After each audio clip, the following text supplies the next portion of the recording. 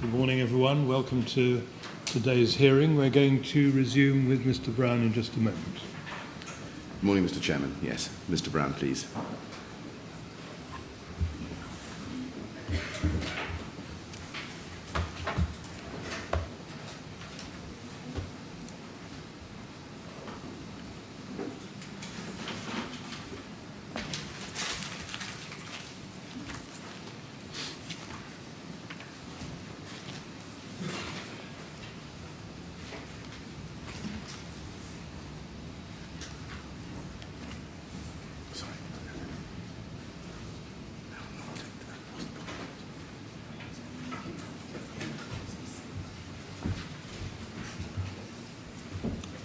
Good morning, Mr. Brown. Good morning.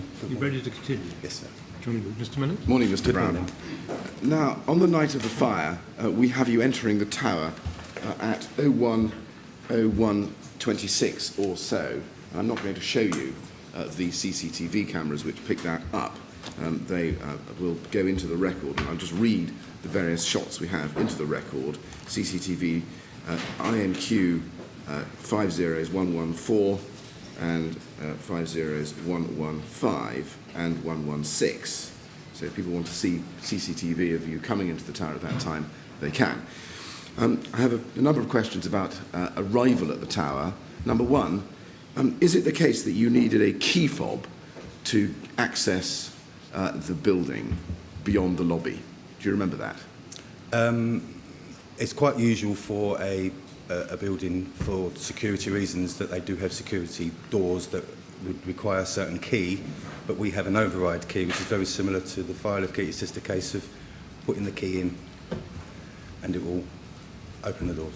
Do you remember a problem or delay in getting a key in order to get access into the tower on the night of the fire? On the evening, I didn't deal with the door. Once I had got the equipment off the appliance, fire engine, the door was open. Right. So you don't remember a problem with getting access beyond the electronic security arrangements in the tower on the night? No. Okay. No. Now, in your witness statement, if you go to page 4, just to cite you on it, and look at paragraph 2, you deal there with difficulties with the lift.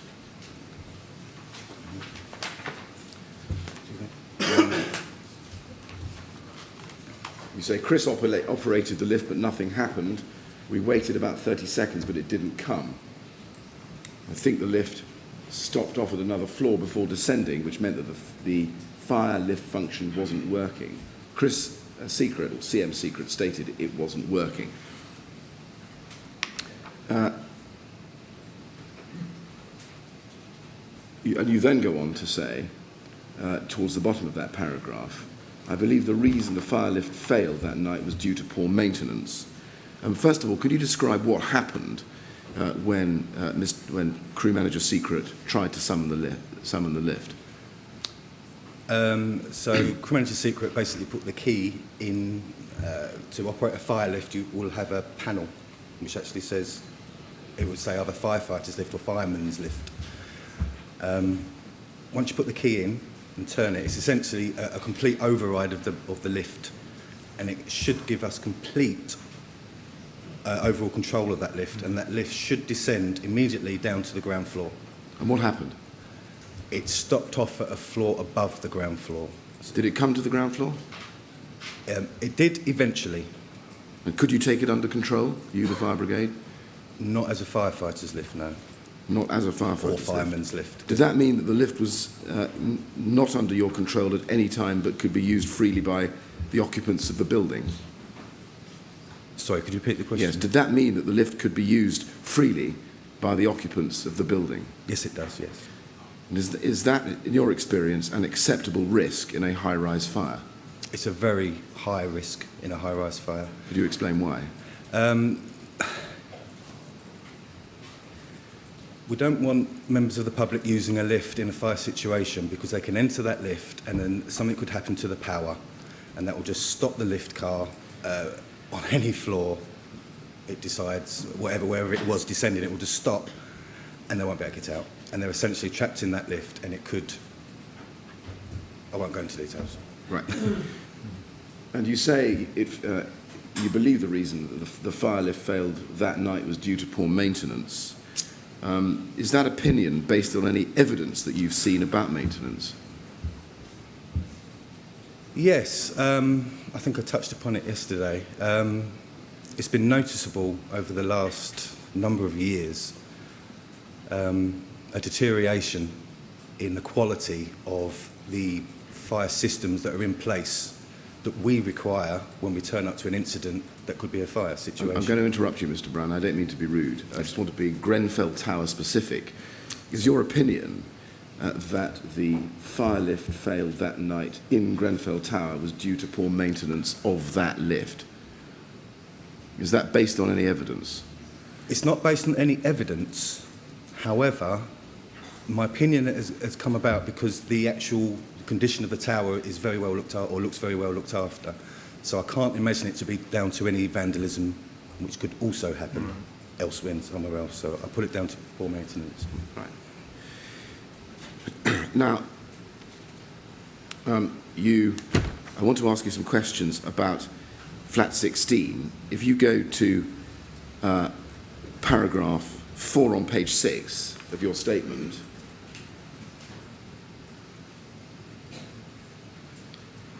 you say there that close to the door, the uncharged branch together with the enforcer had been left on the floor ready for us to use. I had a look through the letterbox of the flat and I could see smoke in the hallway and could just make out a room at the end of the hallway, so visibility appeared pretty good. Could you explain to me what you saw in terms of smoke? How dense was it, first of all? The fact that I could see, once I'm looking for that letterbox, I could see through and make out something at a considerable distance with regards to where I'm standing within a flat tells me that it hasn't... to me, it feels like it's the fire's developing, but it's not fully developed. And what colour was the smoke? I couldn't tell the colour. And you then explain in the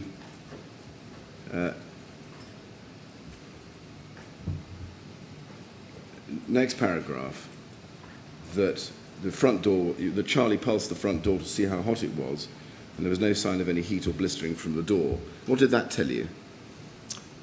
Yet again, the conditions within the flat at that point hadn't reached...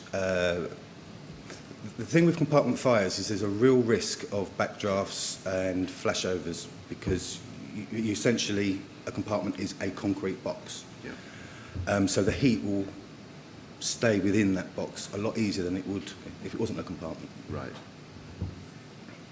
So you have to be extra careful at times with compartment fires because when that door is open, an awful lot of, potentially, an awful lot of unburnt gases, toxins are released through that front door. And because you're in an area that is a high rise where other people are living on that landing, you really have to think about obviously their safety and the condition and potentially their exit routes at the time should it be necessary. Now, in the second last paragraph, you describe how you put the door in, and you say there in the last sentence, it took 2 hits for the door to open. It's on the screen if you want to look at it, or on your desk, Mr. Brown, on the screen there if you like. It said it took 2 hits for the door to open, but as soon as it did, black smoke billowed out, and I thought, okay, we've got something now getting hold here. The first question is, so far as the smoke coming out is concerned, was that different from the smoke that you'd seen inside the flat when you looked through the letterbox? It without doubt felt different, yes. It felt different? What do you mean, well, felt different? When I look through the letterbox, it's really hard to explain. The fact that I could see through to the living, or I think it was a living room or bedroom, the fact I could see, to me, it tells me that area has not filled with smoke from combustion. It's in the process of. But once, so I imagined that to be very similar to the point of opening the door. But once that door was open, it was significantly different, just for the thick, dense smoke that literally pumped out. That could immediately change my opinion about what was now going. It was significantly growing. It was significantly getting worse quite quickly. Getting worse quite quickly. And what colour was the smoke? It was black. Black smoke. Black smoke. And what was as soon as you went into the compartment, or let me just ask you this, could you feel any heat at that point, as soon as the front door was opened? Absolutely none. None. And what did that tell you about the fire?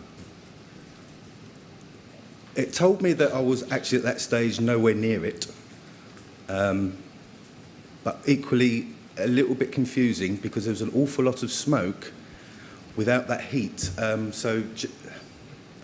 I'm kind of go over my experience. Generally, when you reach a point when you have that much smoke, you have quite a significantly developed fire somewhere, so that heat will be emitting towards you. Yes, I see. There was none. Okay. And already, I'm at what is going on here. Now, you go into the flat, and we have it on the thermal imaging camera timed at 0107, and I'm not going to show you that at this stage or now. We'll move further forward into the thermal imaging camera. Can I just ask you before we do, are you all right to look at thermal imaging cameras? Absolutely, yes. Okay. Yeah. So we have it timed at 0107, and at that stage, is it right, you're holding the branch and Charlie is holding... Sorry, could you what stage again? At sorry? what stage? When you go into the flat at 0107? No, I'm holding the thermal image camera. You're holding... The thermal image camera. You're holding the thermal And image Charlie's camera. holding the branch. He's holding the branch. Yeah. And then could you tell us what happens next after you enter the flat? So you're immediately assessing for heat, and there was none. I was actually following Charlie. So the visibility for the naked eye wasn't very good. It wasn't absolute zero, but it wasn't good. So you can make out things. With the aid of the thermal image camera, it was very easy to quickly make the way to the first room. And just moving ahead, I'm going to use your statement for the time being. If you go to page 7, at the very bottom, you describe what you were doing inside the flat. And in the second last paragraph, you say, the last room on the left was a bathroom, which we checked, and this was clear, etc. And then they said that this left us with the opposite door, which was at the end of the corridor on the right, opposite the bathroom door. Mm-hmm. And then this visibility had now gone down to absolute zero in the hallway. Mm-hmm. And you couldn't read the screen on the TIC as the smoke was so thick. And then you go on to say over the top of the next page, no real increase in temperature. Just to be clear, that's while you were still in the hall, was it? So we're still in the hallway. Yeah, absolutely. Visibility had gone to absolute zero. You could not see your hand in front of your face. You could literally put it there on your mask and you still wouldn't be able to see. But there was no heat. And you then say, I then swapped with Charlie and took hold of the branch, and he now had the TIC. And so that we're clear, so at the moment you go into the flat at the front door, he's got the branch, you've got the thermal imaging camera, you go round the flat, you get to the end of the hall, and you swap, and now you've got the branch and he's got the thermal imaging camera. That is correct. Right. And then, and you explain why you swap. And then we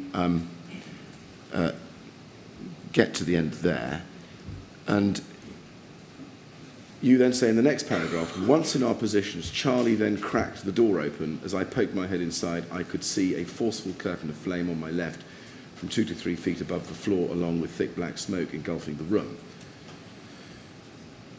I describe it as a curtain of flames, as that is what the fire looked like, a curtain. Now, just so that I'm clear, is this the first entry into the kitchen? So this is the first entry into the kitchen. I have since seen thermal image camera image on YouTube following this inquiry. There's a little bit before that. Well, let's look at it.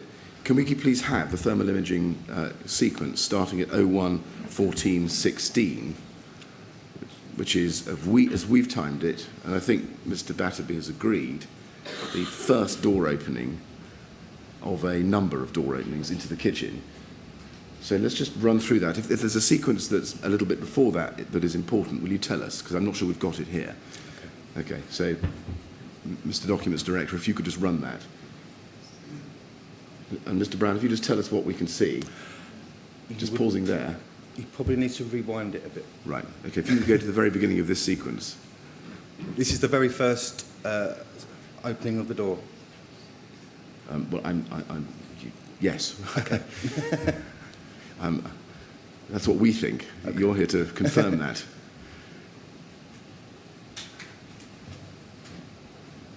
Right.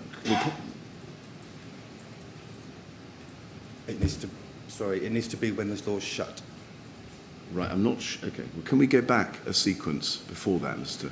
Documents Director? So if we can see the first opening of the door before that.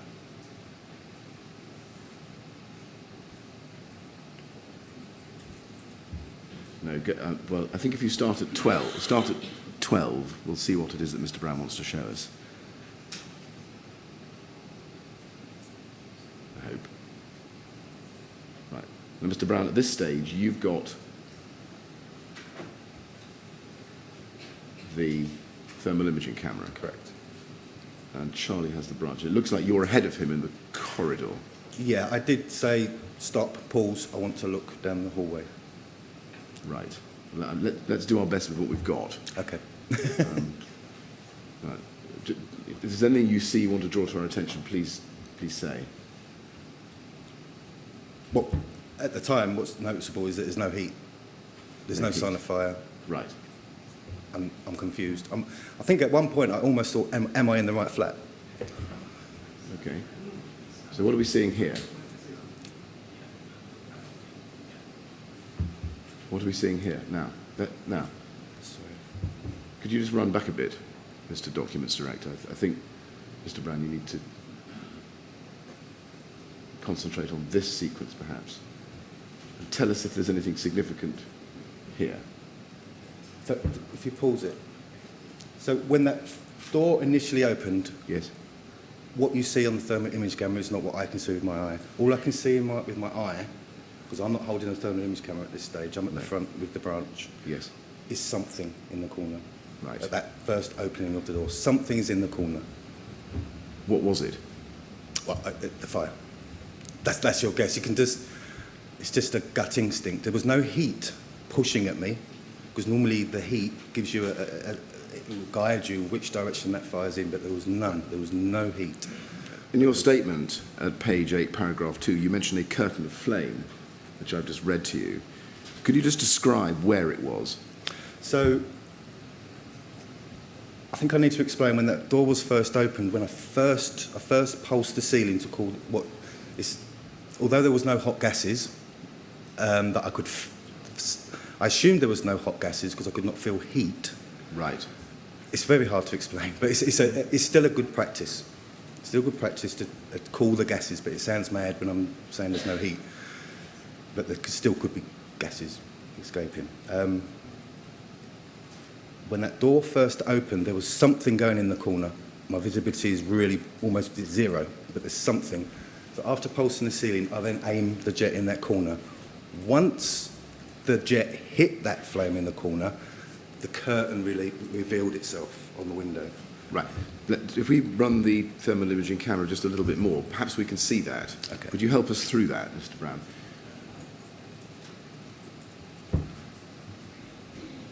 So,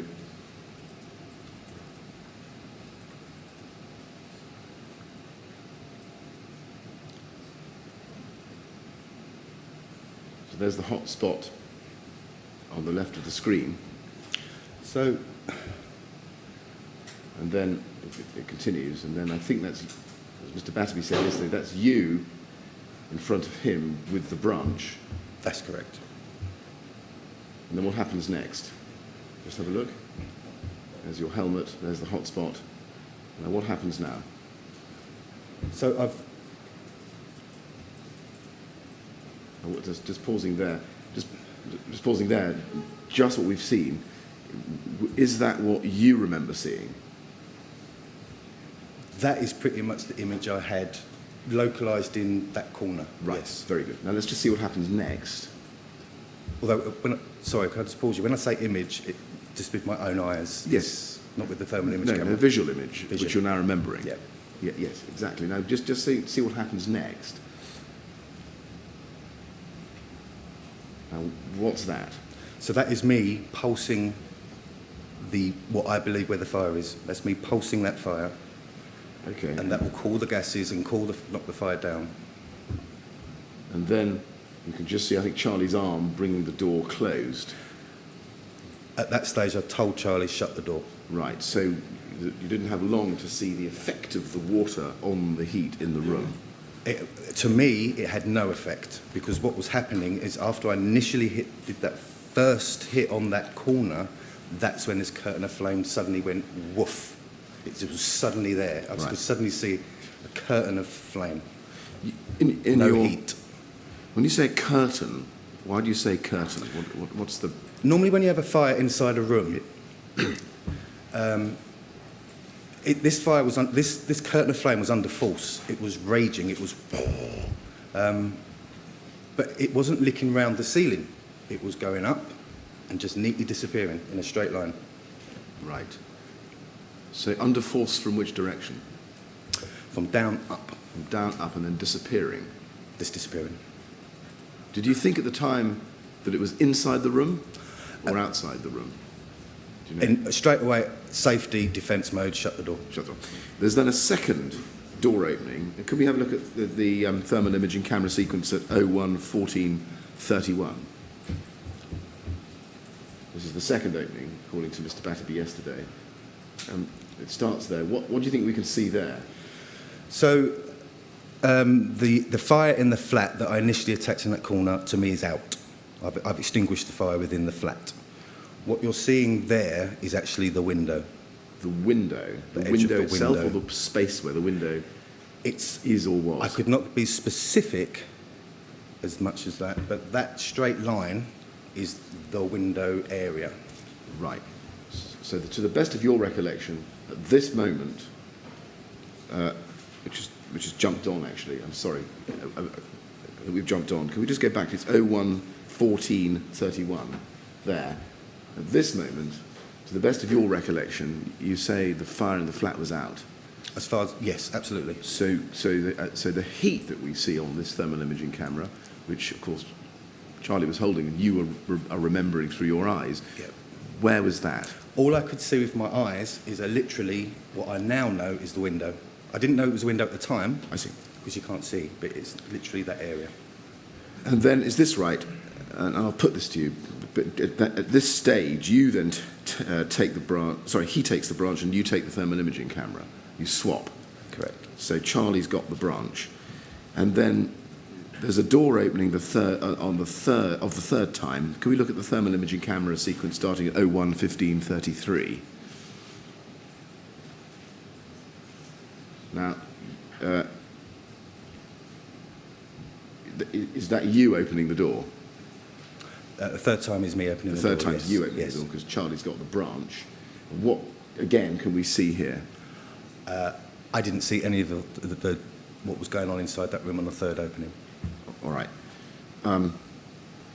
You say in your statement, it's page 9, paragraph 2, I said something along the lines of, let's just get in there and try and put this fucker out. For Charlie, I now cracked the door open and Charlie pulsed the ceiling. Although you don't say it's the third opening, do you think that might be the third opening of the fire, or of the door, or a later opening? That was definitely the third opening, yes. Definitely the third opening. Yes. Okay. And then you say, I remember thinking that it can't be gas, as the flame, although forceful, was orange in colour and gas tends to burn with a blue flame. We then entered the room and Charlie opened the branch and said, "It's out." Are you sure that it was on the third opening, or might it have been Definitely, later? there was 3 openings. The first 2 I was on the branch, and then there was a delay because we tried to read pressure gauges, couldn't see a thing. Trying to see the tick, couldn't see a thing. I'm trying to explain to him exactly what is happening because this is not normal. There's no heat, and there's a flame in front of me that's raging, and just in a really weird rectangular. Okay. It was just everything was wrong about it to be a fire within a room. Now, the thermal imaging camera suggests that you actually withdrew at that point, didn't enter into the compartment, into the kitchen, and then waited a few minutes and then went in a 4th time. Can we just run the sequence? I just want to see whether this prompts a clearer recollection, Mr. Brown. Okay. It's the sequence that starts at 01:20:46.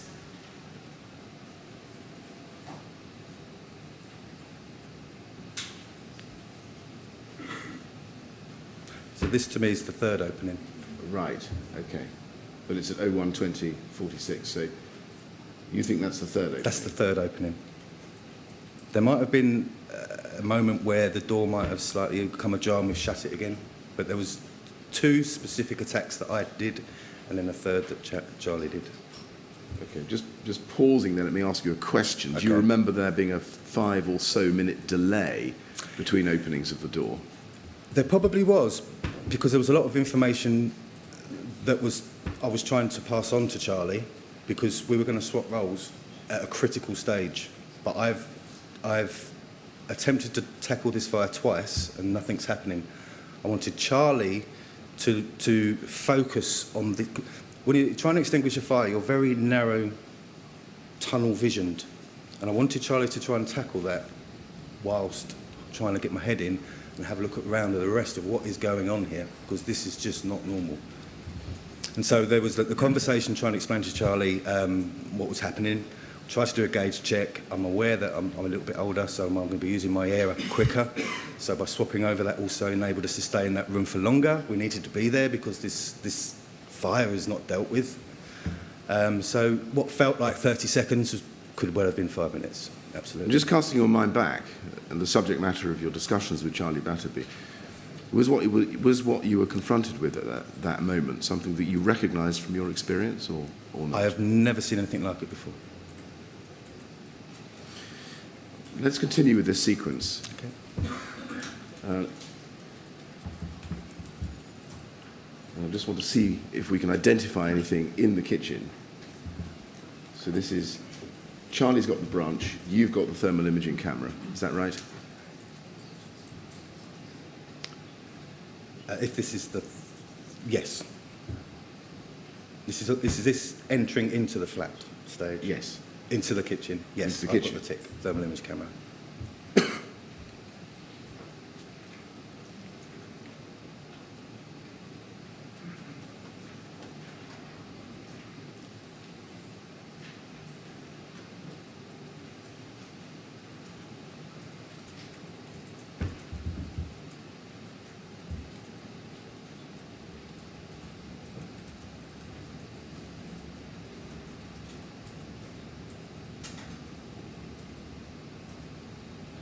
It gets a bit more information rich, I think, from this point onwards. So let's just look out. Around comes the thermal imaging camera, halfway, so it's at an angle still.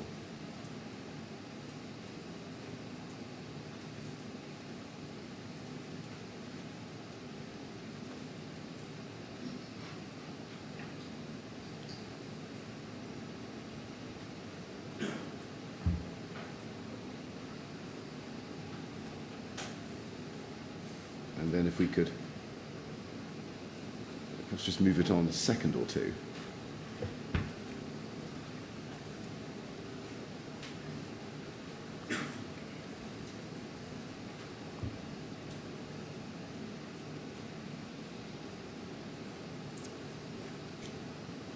There, now that looks like, well, can you tell me what you think you can see there?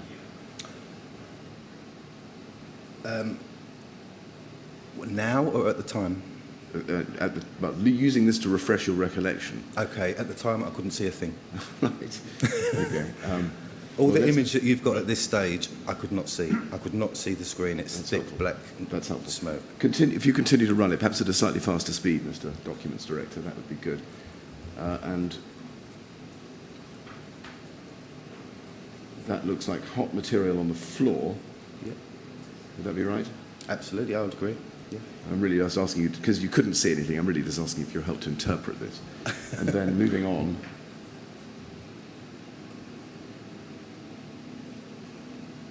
We go to something that comes round. Now stop there. Yep. Now, can you describe to me what we can see here? Now or then?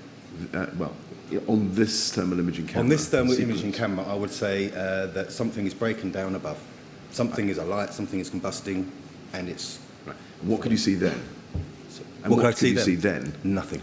You couldn't even see out to the material falling down outside? It was thick black smoke. You can't see a hand in front of your face still, and you could not see the thermal image screen on the thermal image camera, which is handheld. And then continue the TIC just a little bit further. Do you remember seeing hot material at the top left of the window? At this stage, no. Right. And what do we think we can see on the thermal imaging camera? It looks like some form of combustion. It's very difficult in a thermal image camera because it just shows heat. Just shows it. And you don't remember any combustion at the time? At that stage, location? Absolutely not. If you go to page 10 of your witness statement, please, paragraph 3. You say, the room continued to clear really fast.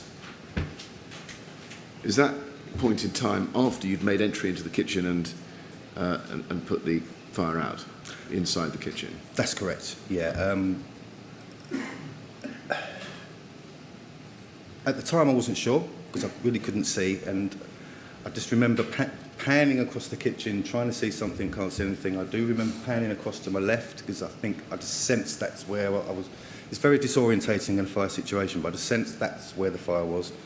You can see me looking at the window. I still can't see anything. I can't see with my eye. I can't see with the thermal image camera. I think I pan, from memory, I think I pan across the units across the top. Still can't see them. Right. And I think I just give up. And Yes, of course. hold You then say in your statement, as I was looking around and visibility increased, I became confused as the location of the fridge was not where I saw the forceful curtain of flame. Yep. It was more to the right.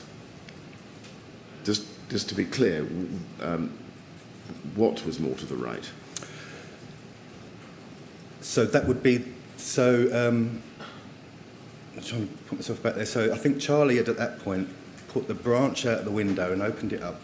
And we use the Venturi principle. It's where it draws out, by opening it up, it will draw out the smoke quicker in a room.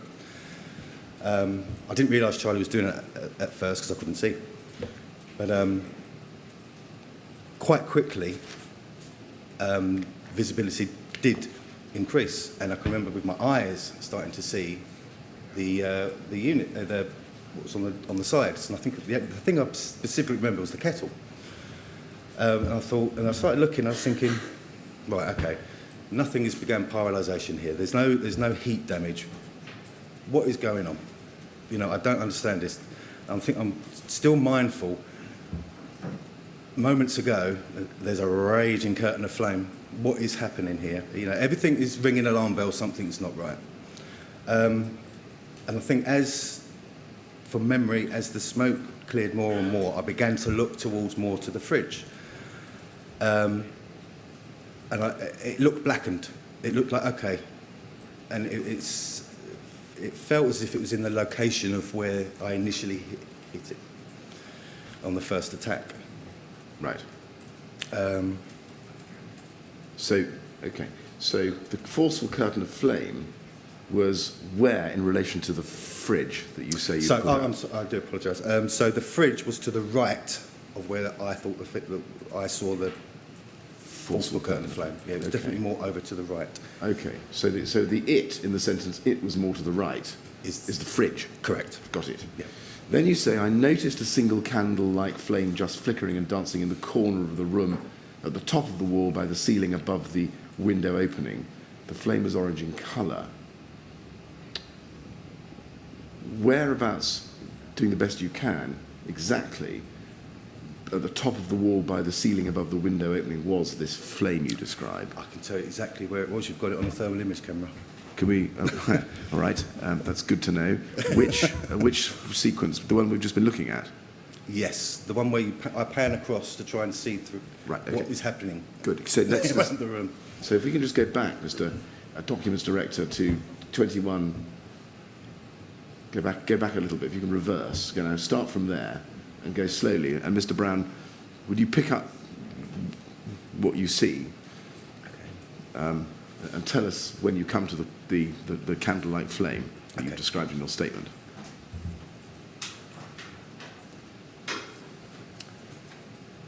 So as far as I'm concerned, I can't see a thing in this room at this stage.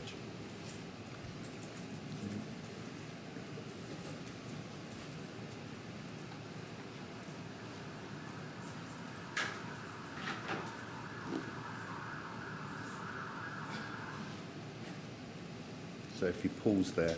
Pause there, right. So where you see on the top left, it was a tiny, what I could see with my eyes once the room cleared, was a tiny candle-like flame. It's literally the size of what you'd get off of a candle. Right. It's just sitting in the corner, just dancing. In the corner, I'm sorry to press you, in the corner of what? So it's between the wall to the left and the window wall, and it was up in that corner. I don't want to go and start physically pointing at the image, but if we could do this verbally, if you like. So if let's try that. Whereabouts in relation to the angle of the top of the window and the left jamb of the window? If you look at where it says 111, right, and see there. Yes. There. That was where this candle flame was. Yeah. Right. Was it inside the flat? It was inside the flat. It was inside the flat. Inside the flat. And then you say, in your statement, it was orange, and I thought this was really weird, so I pulsed it with the branch and put it out. And I looked more closely at where this flame had been, and I could see no sign of charring, blistering, and bubbling, etc. What did that tell you? Again, it's just all this is happening really quickly. You're trying to process all this information.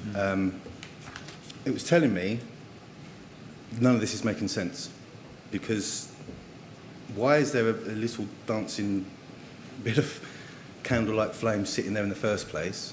How did it get there? And I'm aware that I'm in a compartment. I'm in a concrete box, effectively.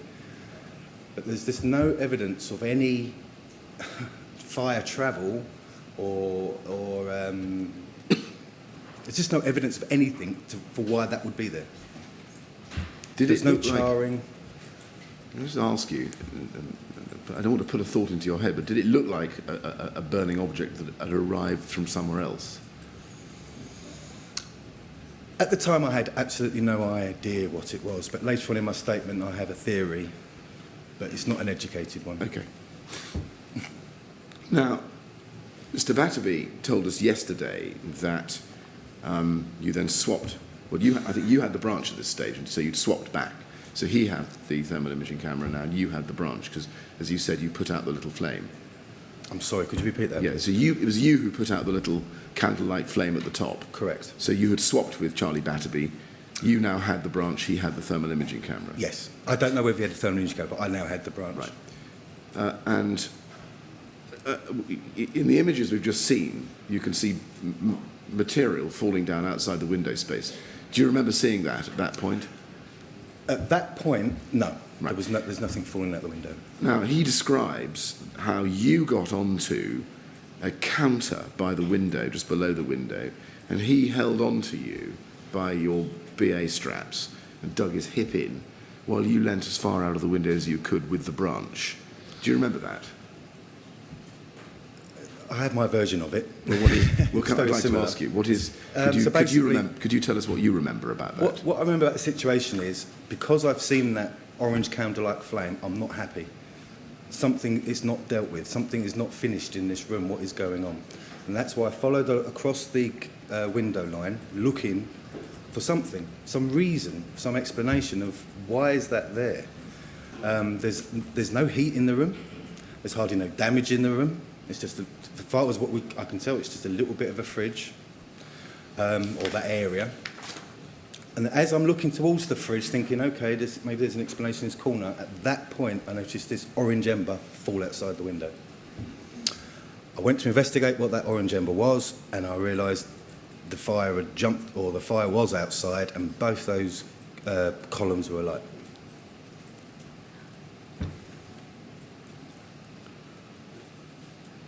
Okay. Can I ask you to look at your contemporaneous notes, Yep. please, which you'll find in the bundle in front of you, at tab 3B, as exhibit DRB1.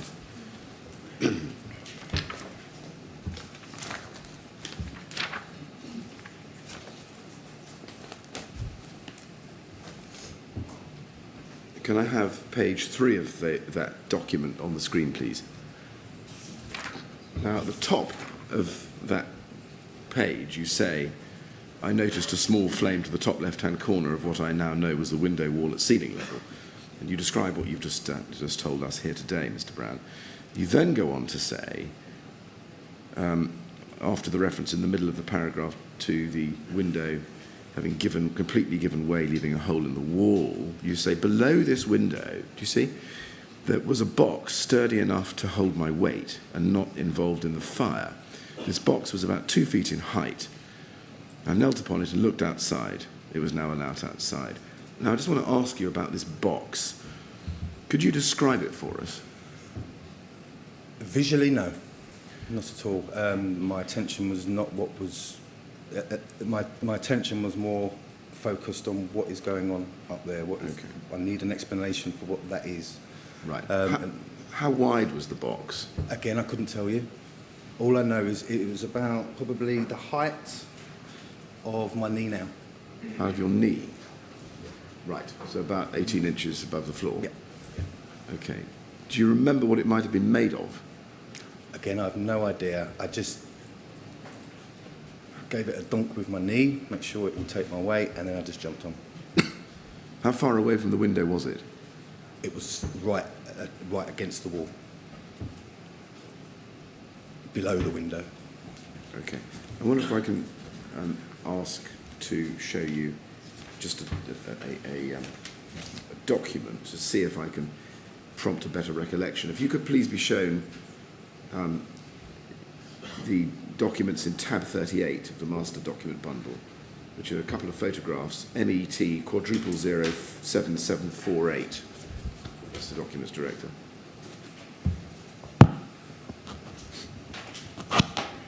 Now, if you go to the second page of that, these are appendix photographs as part of the Bureau Veritas report, which was part of the fire scene investigation done at the end of last year at Grenfell Tower. And I'd just like to show you the second of the photographs, photograph 4 in number on that second page.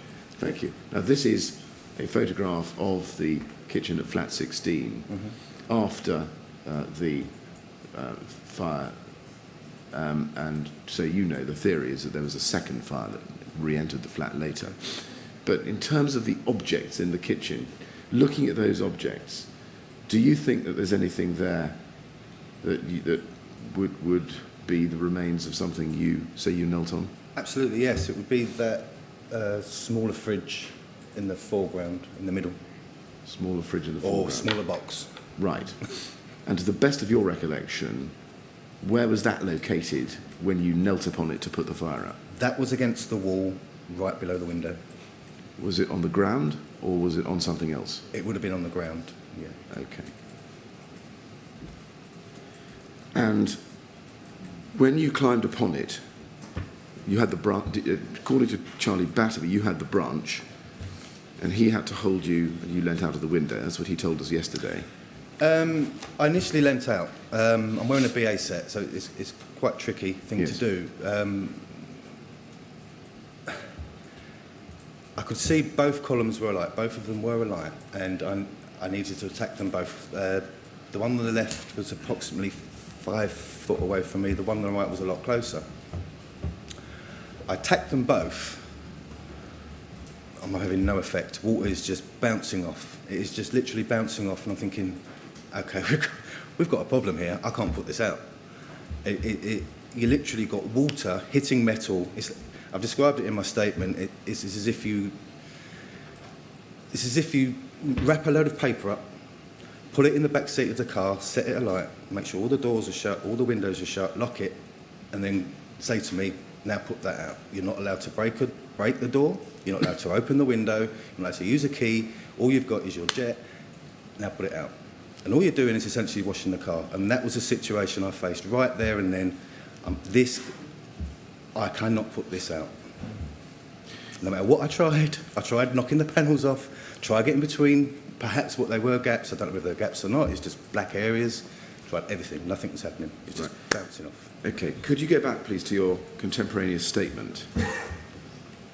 Same paragraph that we were looking at before, top of page 3. And this is, yes, thank you very much. And if you look, it's on the screen there, Mr. Brown, if you look there, you see, after the reference to the box, you say, I knelt upon it and looked outside.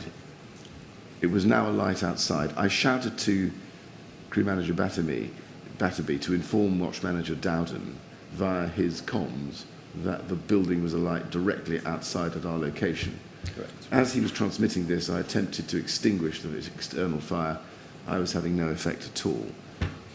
Do you remember whether crew manager Batterby did inform watch manager Dowden that the building was alight directly outside? I can't actually say whether he did or didn't, but knowing Charlie, absolutely he would have. I was task focused. Do you have a recollection of what he did? I couldn't see what he did. I think at some point, I know he held on to me. I could feel him grab hold of my breathing apparatus waist belt. He could have been doing this, trying to hold on to me, trying to do the comms, trying to look around, make sure everything's all right. You're really in that situation. He told us yesterday that he was holding on to you with his hips dug into the I think the counter, with one hand on your webbing and another on his radio. Would it have been possible for him to make a radio call whilst doing that? Yes, it would have been, yes, right. Yes. Given your experience, what did what you could see tell you regarding whether compartmentation at Grenfell Tower had failed? Sorry, could you repeat the question? Given what you could see happening on the exterior at that moment, what did that tell you? Compartmentation had failed. And what did that mean to you at the time in terms of fire spread?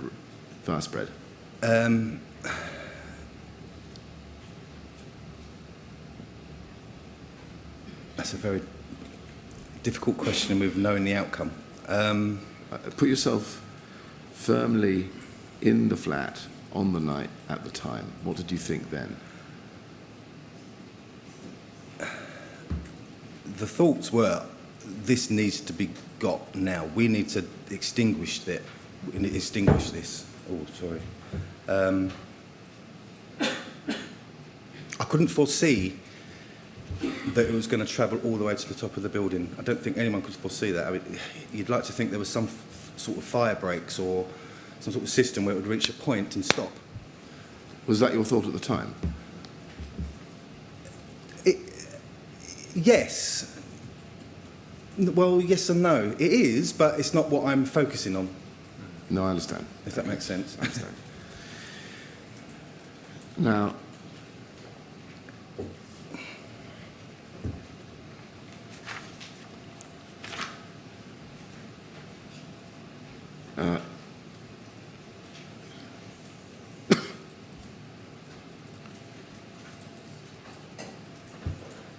just give me one moment. Yes, in the next but one paragraph in your contemporaneous notes, you describe the firefighting that you did, I think, from your perch in the window space. And you say in the second line, the fire was travelling in an upwards direction behind the cladding. Can I just ask you what you mean by that, behind the cladding? Could you see behind the cladding? although that's a hindsight wording, I didn't know it was cladding at the time, but basically I'm seeing what looks like sheets of metal, and the fire is, it's just really weird. You can see it's a light underneath, but you'd have these areas of, I'd imagine the joints, and every now and again you'd see a flame and then it would disappear, and you'd see a flame and it would just disappear. Really? That's at my height. I could not see what was going above because I'm quite restricted with my breathing apparatus set on. And then the next sentence you say, as some pieces of the cladding had either warped or fallen off, it was easy to see the material behind. It was alight and travelling in an upwards direction. Yeah, so on the right-hand side, a bit further Can I up, just ask the question first of all? You say some pieces of the cladding had either warped or fallen off. When you say use the word cladding there, what do you mean? Right, again, I didn't know the word, it was cladding at the time, and so I'm using that post-Grenfell for an explanation. So what had you seen that had either warped or fallen off? Parts of these... At that stage, on the top right-hand side, there was an area. Yes. And it was like it was split open. It was very odd. It was like something that was punched through it. It was, I suppose, if you held a bit of foil paper up tight and you pushed your hand through it, you'd have a opening, and that's what it looked like. About 2 or 3 foot up above from where I was leaning out. Right. And was that flat on the building to where you were leaning out, so you had to look behind or up? So that was orientation? That was on the column. On the column? On the column itself, yeah. And when you say something had punched out, what could you see behind the hole? Was there a hole? There was definitely a hole, because there was hole. a piece of the what I now know as cladding, that material. It was like it's been split open. You couldn't see my angle. I'm set back, and this column is so much far forward, and so I'm desperately trying to lean out and get the branch in there, right, to try and have some effect, because I'm thinking that's open. I can get some water in there, because it's not working any other way. Okay. And so you then say it was easy to see the material behind it was alight. What material was that? What I mean by that is that there was a noticeable bigger flame, right, behind that bit. And you say, and travelling in an upwards direction. Yeah. What was travelling in an upwards direction? The flame. The flames were definitely travelling up. Right.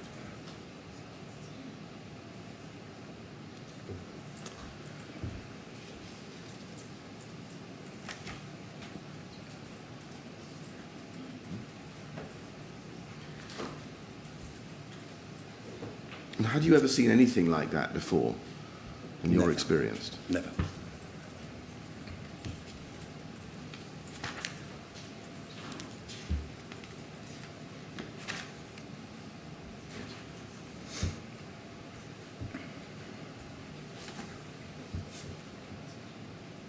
Mr. Brown, would you just give me one moment, please? Thank you.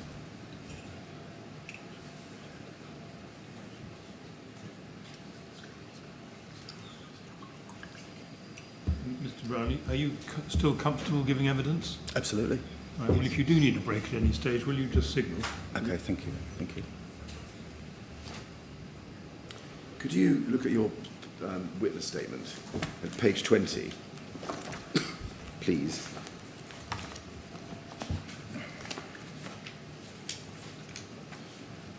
And I'd ask you to look at paragraph 4, or the fourth paragraph.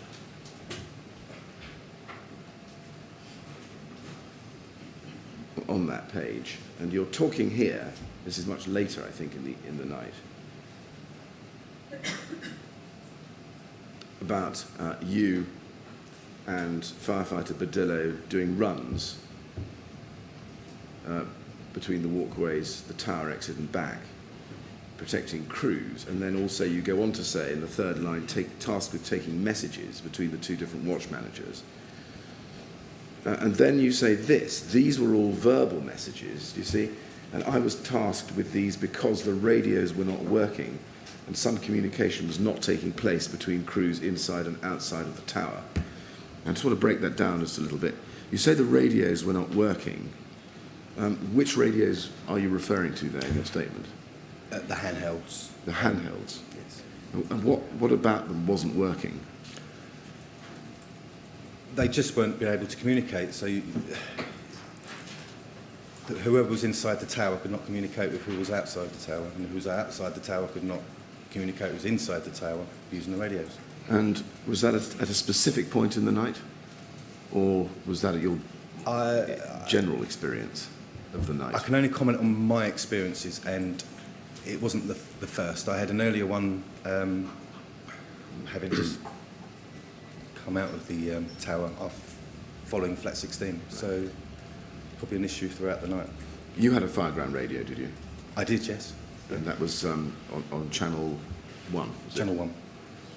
And do you know? Did you know at the time why your radio wasn't working? I had no idea why, to be honest. I have a suspicion, but it's not a fact. No. Well, let's not ask about that. And you say some communication was not taking place between crews inside and outside of the tower.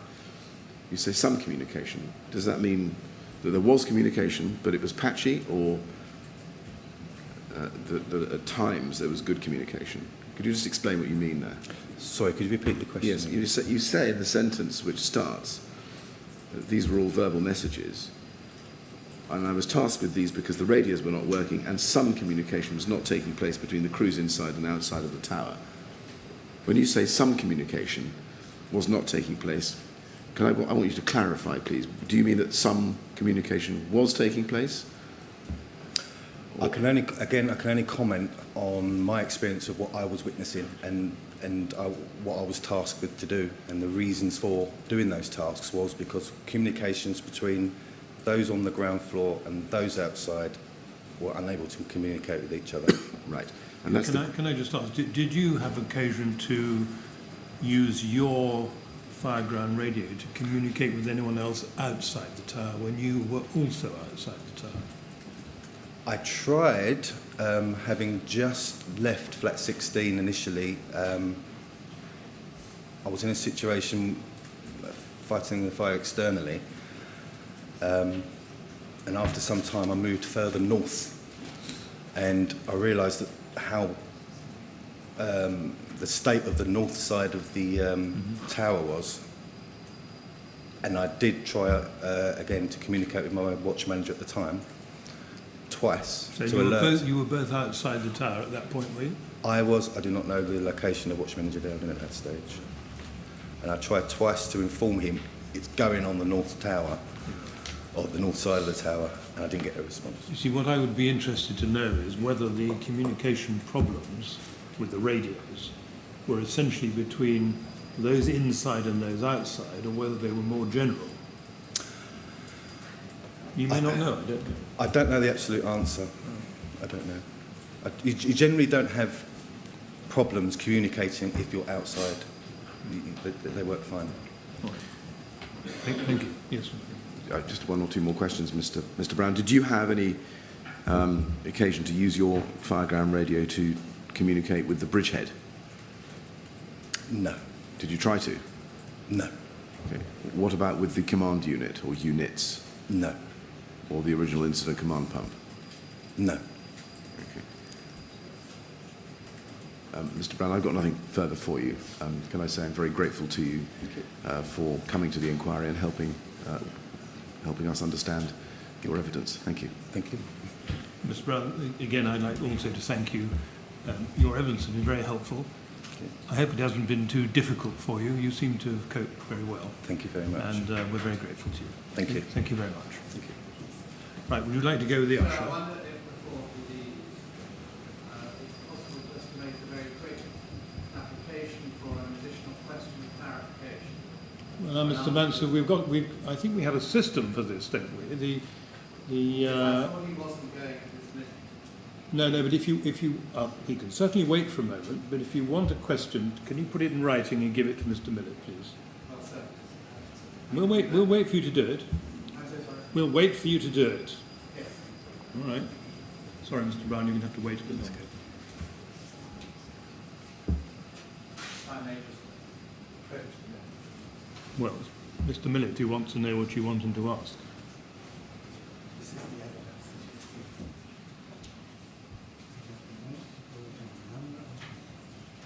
Deterioration of funds.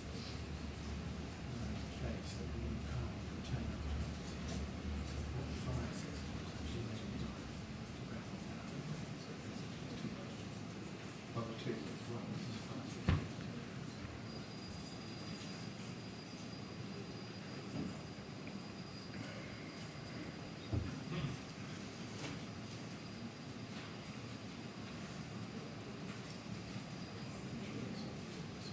you understand what I've Yeah. How much of that? All right. Thank you. Sorry. Mr. Chairman and Mr. Brown, would you excuse me for a moment? You happy standing up? Absolutely, yeah, thank you. All right. Mr. Brown, I've got a question which I hope I can make comprehensible to you. You said in your evidence that it was noticeable over a number of years that a deterioration in the fire systems that are in place that you require when you turn up to an incident that could be a fire situation. And I stopped you, and I wanted you to be Grenfell specific. And my question is whether or not in your visits to Grenfell Tower that you did before the fire, in other words, your 72D visits that you did from North Kensington before the Grenfell Tower in June 2017, you personally ever noticed a deterioration in the building in terms of the fire protection system, specific to Grenfell Tower? So specific to Grenfell Tower, how far back are you going? Let's take the period from 2012. The noticeable difference would probably go back beyond that.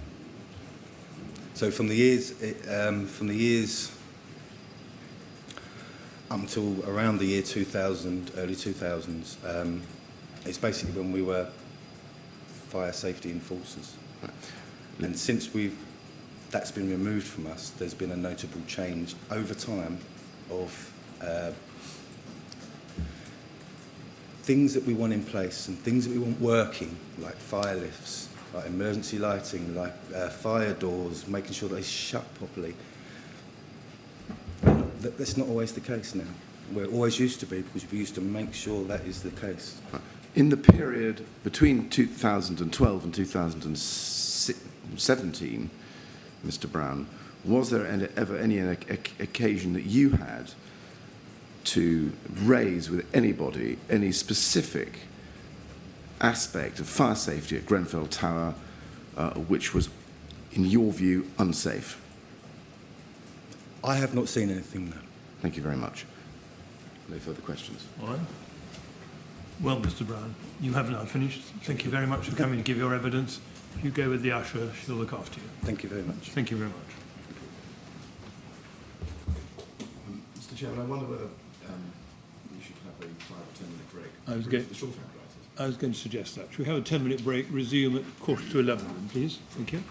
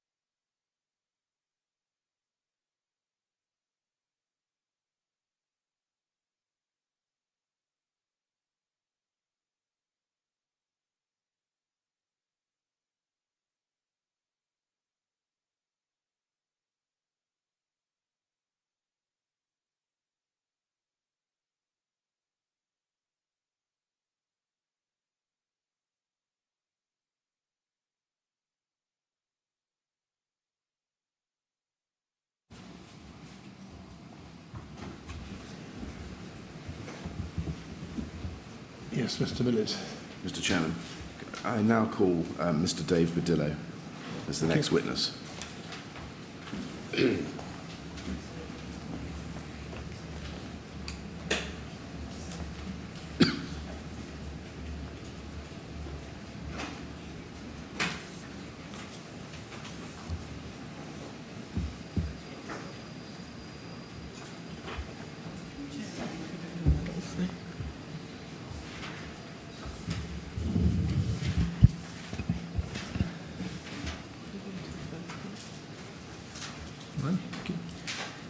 If you'd like to repeat after me. I do solemnly, sincerely and truly I do solemnly, sincerely and truly declare and affirm affirm that the evidence I shall give that the evidence I shall give shall be the truth, shall be the truth, the whole truth, the whole truth, and nothing but the truth. and nothing but the truth. Thank you very much. Thank you very much. Good morning, Mr. Badillo. Morning. Mr. Millett's going to ask you a few questions in a minute, but I want to make it clear that if at any stage you feel you need a break, just tell me and we'll have a break to suit you, all right? Thank you very much. Good morning, Mr. Badillo. Morning. Could you please give the chairman your full name? Yep, it's David Kent Badillo. And can I just ask you a personal question? How do you pronounce your surname? Badillo. Badillo. Yes. Right. Okay, that's solved that. Thank you. First, can I thank you very much for coming to the inquiry to give your evidence today. It is very much appreciated, and you will be assisting us very greatly in our investigations just by coming. My questions are intended to be short and simple, but if you have any difficulty understanding my questions or you want me to repeat them, then please do say. And equally, if you want me to put it in a different way, please just say, and I will. And as the chairman has said, if you want a break at any time, then just ask and we can do that. We're going to aim, I think, to have a break every 30 minutes or so, just to give you a breather. Okay. Right. Can I ask you, first of all, to look at, there should be a file in front of you which contains your witness statement. If you just take that blue file, and if you turn to tab 4, there should be your witness statement there, which is MET 000100867. Those are the relativity references. And it should be dated the 29th of January 2018. Have you read your statement recently? Yes. You have. Can you confirm that its contents are true? Yes. And have you discussed your statement or your evidence with anybody before coming here today? By that, do you mean my witness statement or what I did on the night?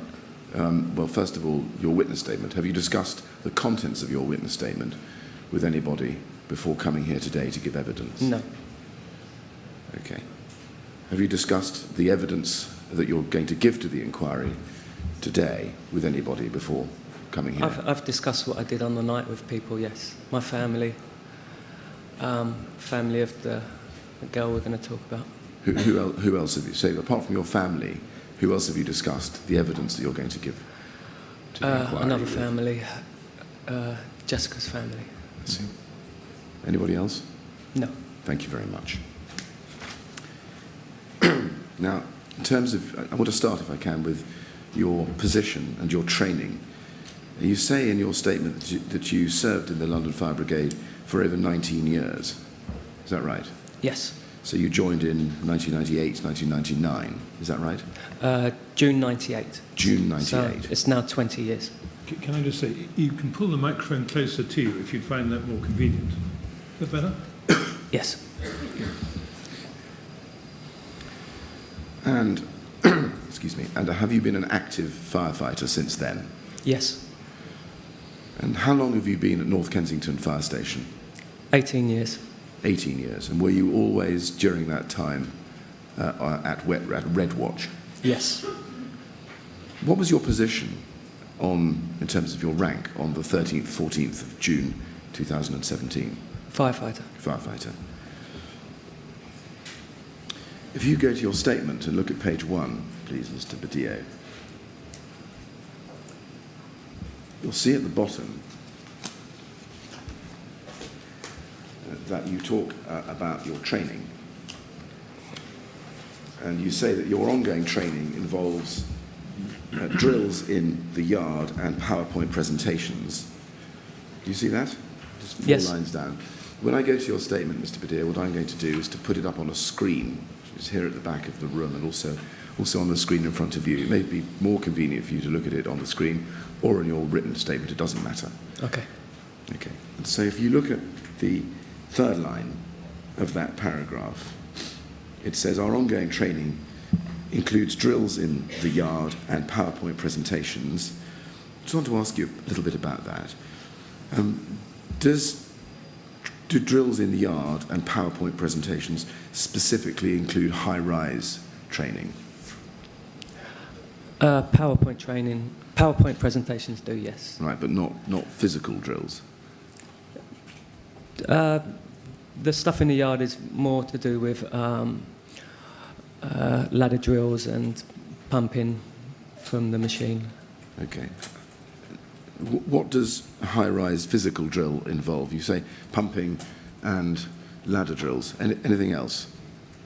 We do lots of different drills in the yard. We do stuff for RTAs. We do lots of different training for all sorts of incidents. How often do you practice high-rise drills, or did you practice high-rise drills before June 2017? I couldn't put a number on it, but I wouldn't say more than once a year.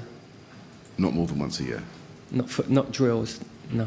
Okay. And where did you do those drills? High-rise drills? We're talking about... we did a back to basics in Hammersmith.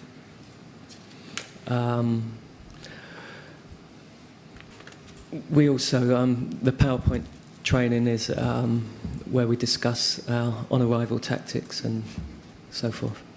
Right. And the Back to Basics course you did, do you remember when you did that? I believe it was 2016. And do you remember whether on the Back to Basics course you did anything about fire spread on the exterior of high-rise buildings? No, we did not. You didn't. Did you learn anything on the Back to Basics course about breach of compartmentation in a high-rise residential block? No. Did you do anything on the Back to Basics about how to conduct a phased or total evacuation of a high-rise block on the Back to Basics course? No. Okay. Going back to high-rise training, does your training on high-rise cover the stay put policy, if I can put it generally? We know of the stay put policy. We're not training on it. I wouldn't say we're familiar with it. Right. Can you explain to us what your understanding of the stay put policy is, or at least was, before Grenfell Tower? It's it's when a family or someone in a dwelling cannot leave their flat due to smoke or fire, and they are advised to stay in their flat until they're rescued by the firefighters. And do firefighters such as yourself get training on what that policy means and how it's carried out?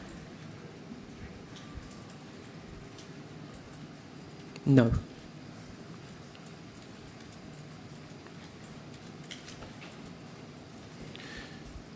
As at June, or before June 2017, did you ever receive any training about the risks associated with cladding on the exterior of high-rise residential blocks? No.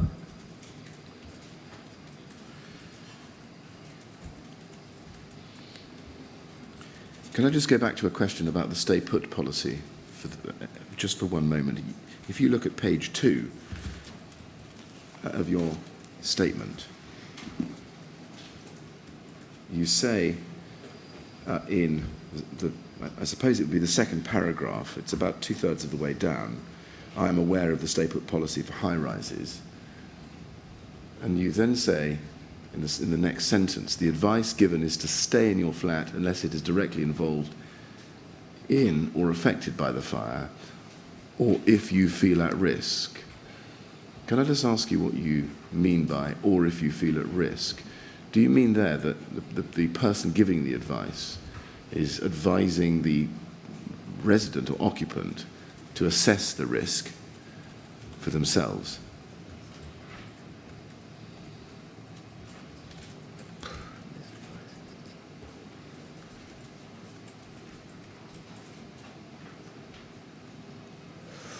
That's probably worded wrong.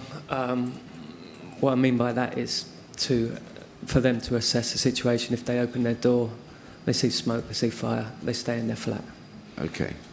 So in your experience, and I'm sorry we're getting to something we'll probably cover later on, but just I'm interested in your statement there.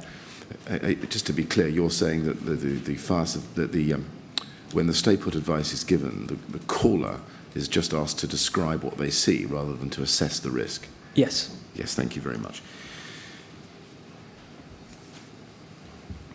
Now, if you go back to the bottom of page 1 of your statement, you say in the 4th line, in April 2017, you say that you attended a serious fire at Trellick Tower.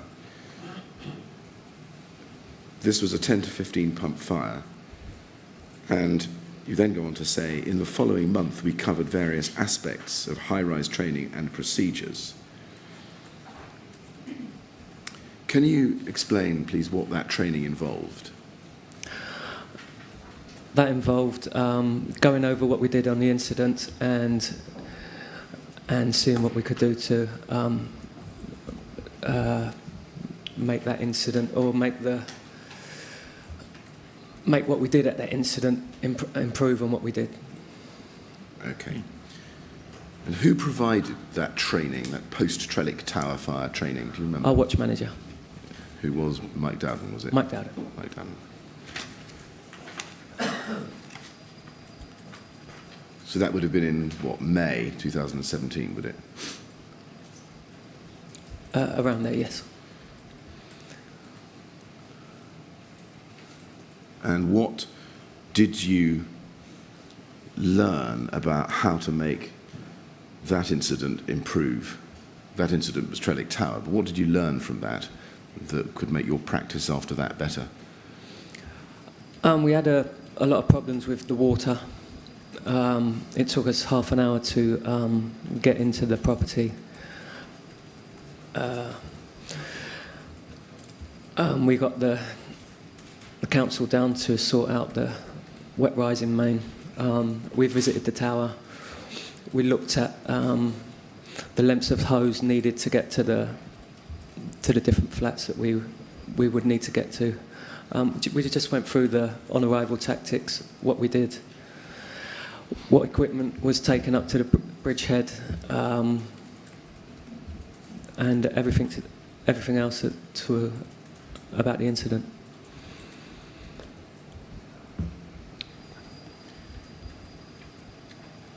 You say you got the council down to sort something out. Could you just expand on that a When I little say bit? we, I mean the fire brigade got the council down. Right. Was the fire during the day or at night? Do you remember?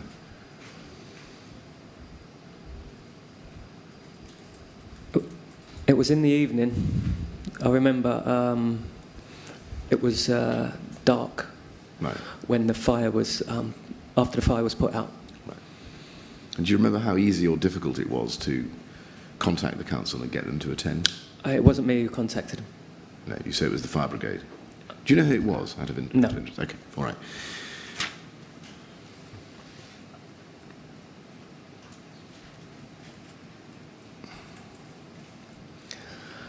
Do you remember a fire at Adair Tower? Yes. Could you tell us when that was? Do you remember? That was approximately 2 years before, or maybe a year and a half before the 14th of June. Did you attend it? Yes. Was there fire spread there which went outside the compartment of origin? Yes. Could you tell us briefly what happened? The fire got out of the front door, got into the lobby, was in the lobby area, and spread to the flat next door. The door was burnt. And this was a high-rise block? Yes. Right. And so it got into the lobby area and then broke into another flat through the front door, is it? It burnt the door, but the fire didn't actually get through into the next flat. By the time we got to it, we managed to put it all out. Right. And was there any exterior fire spread at Adair No. Tower? I was inside, but I'm pretty sure there wasn't.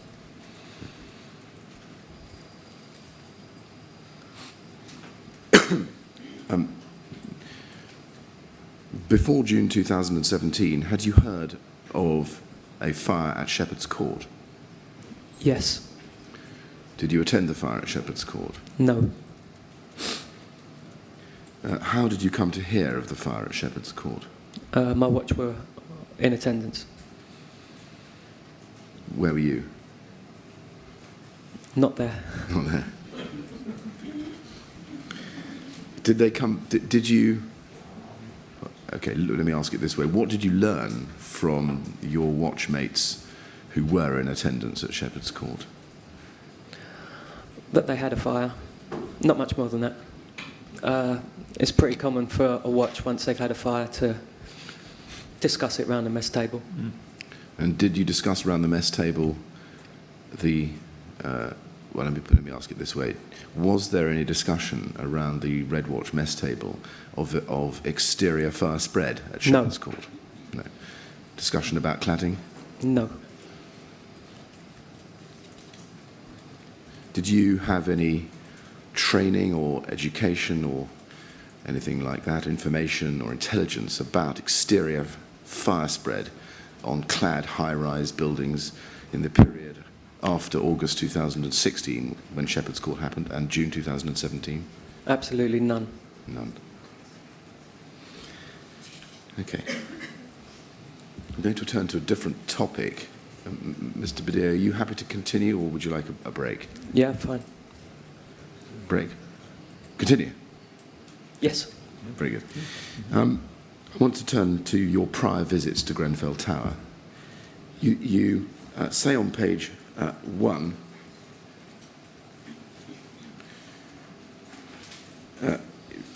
seven lines up from the very start of your statement, you say, I have been to Grenfell Tower on several occasions in a professional capacity, and I used to live within the area. I know that it was redeveloped about 3 years ago, and my crew visited during the refurbishment when it was a working site. You also say at the top of page 2, about 6 lines down from the top, so I put it all to you. I have completed 72D visits to various buildings during my time in the London Fire Brigade. However, I don't believe that I've ever had to complete one specifically for Grenfell Tower.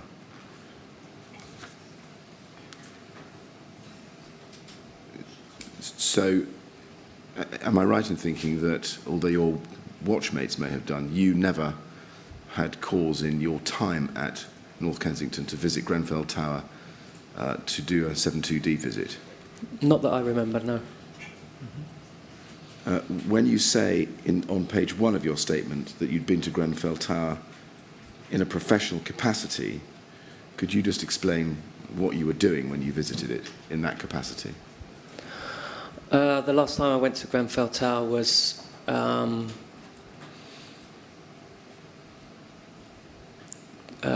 probably 2 months before the fire. We were called to a lady who was locked out of her flat. when we was there, we got the lady in, and her little boy came up in the lift and told us that his friends had pushed him off his bike, so we helped to fix his bike for him. Right. So we spent about 20 minutes there trying to fix his bike. Okay.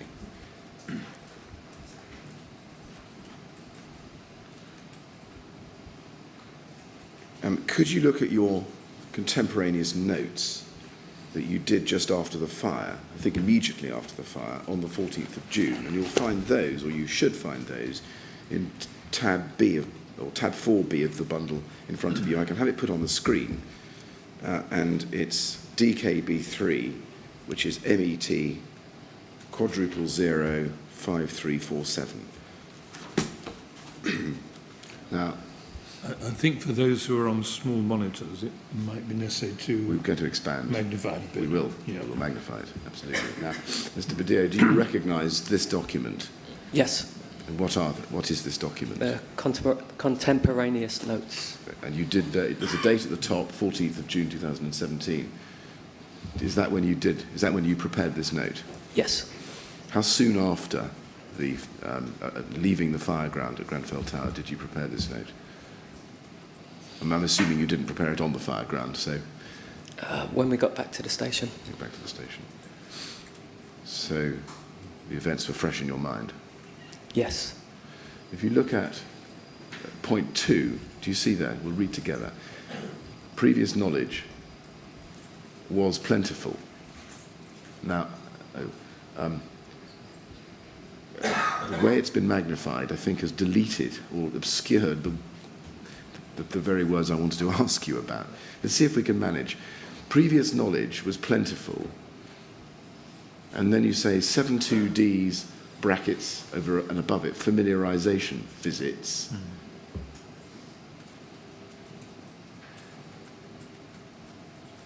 And then AFAs, 72Ds, familiarisation visits, 11Ds, AFAs, and recent lockout, fixing boys, or trying to, a boy's bike. Now, you've told us about the bike. Can I just ask you, you say there, 72Ds, familiarisation visits. Why did you write that?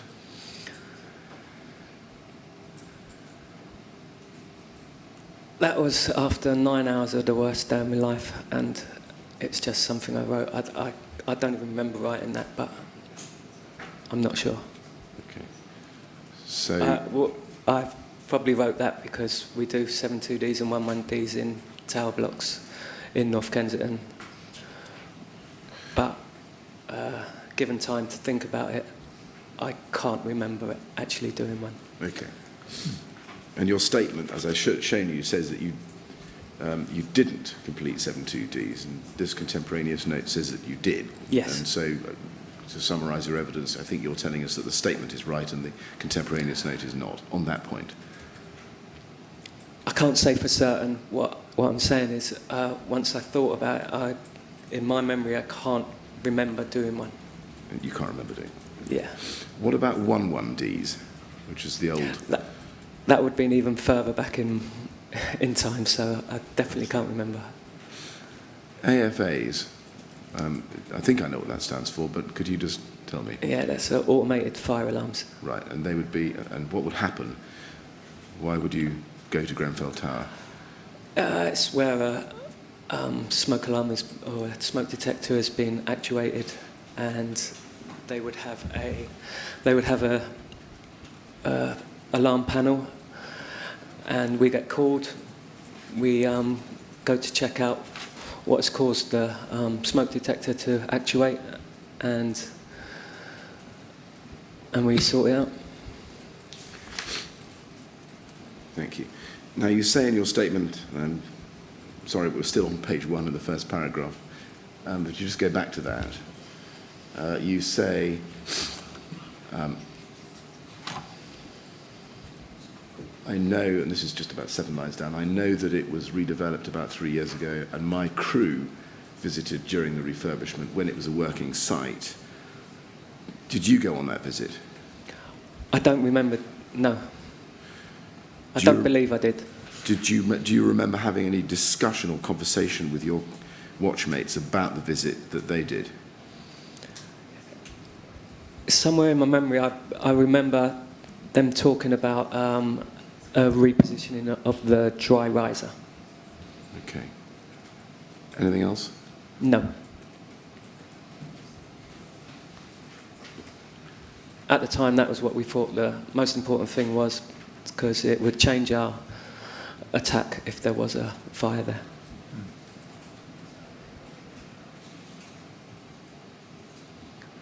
That's all you remember about what your crewmates discussed from their visit to the site? Yes. Okay. Mr. Chairman, I'm going to turn to a different topic. I wonder whether now might be a convenient moment. Would probably for be Mr. convenient Badillo to us have his all, break. wouldn't it? Yes, it probably would. We're going to take a break now, Mr. Badillo. We normally have a break of about 15 minutes during the morning, and we'll take that now. So could you leave us and be ready to resume your evidence, let's say 25 to 12? All right? Thank you very much.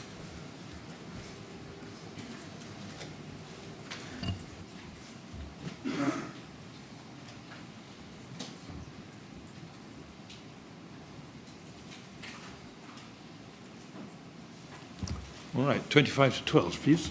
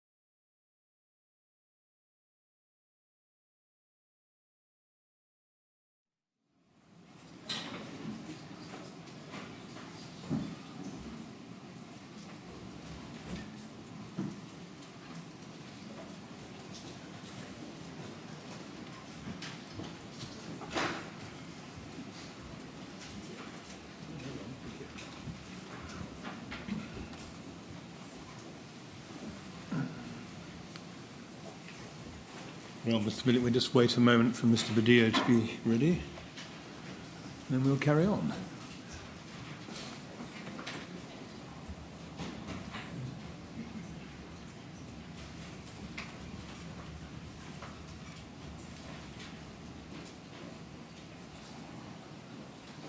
Okay.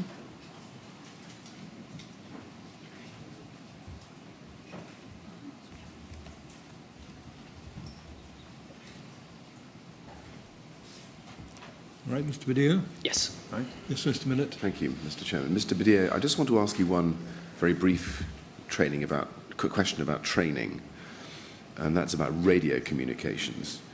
Do you get any training, or did you get any training before June 2017 on how to manage difficulties in communications on the fire ground between firefighters and Bridgehead, firefighters and brigade control, that kind of thing? Did you get any training on that? Do you mean if radios fail? Yes. No. And what if, where they don't fail, but communications are just very difficult because you can't use the channel for whatever reason? No. Okay. I want to ask you now about arrival at Grenfell Tower on the night of the fire. If you turn to your witness statement, at page 3, there's no paragraph in there, it's all one. You say, as we pulled up to Grenfell Tower, at the very top of the page, the engine was parked by the overhang, and this was where it remained for the whole night. By the overhang, what do you mean? Underneath Grenfell Walk. Underneath Grenfell Walk. Now, the mobilisation and the short incident log has you arriving at 00 hours 59 minutes or so. In your statement, you say, in the second line, I couldn't see any flames or smoke upon our arrival. However, Danny said that he could see some smoke. Where did you look? Do you remember? I was in the middle of the fire engine, so I didn't get the view that Danny got. Did you see the other North Kensington pump arrive? It arrived behind us. Right behind you. And you say that you, in the third line, you took 2 lengths of hose and a branch and went into the lobby with crew managers Secret and Batterby and firefighters O'Byrne, Dorgu, Brown and Dusson Orbin. Those last 3, I think, is this right, were from G272? Yes. Did anybody give you instructions as to what to take? Not instructions, we had a conversation on the back of the fire engines. Before you arrived or on arrival? Yes. Okay. Did you have a discussion en route with the rest of the crew as to what you were going to? Yes. And what was your understanding of what you were going to? Can you repeat the question? Yeah, what did you think you were going to? What kind of incident did you think you were going to when you were en route? Okay, we were called to a flat fire. A flat fire? Yes, in the kitchen. In the kitchen. And did anybody say, or did you have any understanding as to what it was on fire in the kitchen? Not en route. Not en route.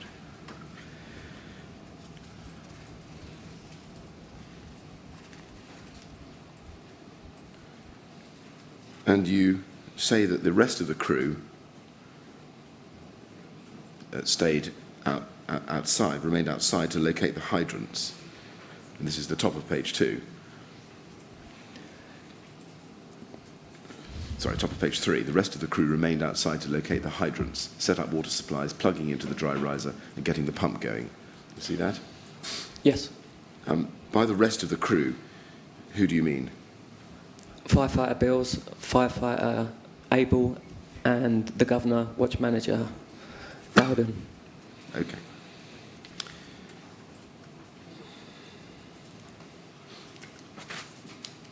And where was watch manager Dowden at that time? Do you remember? Sorry, what time?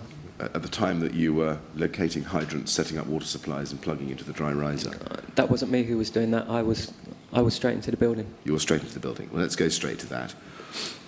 You entered the lobby with a group of firefighters, I think. Is that Yes. right?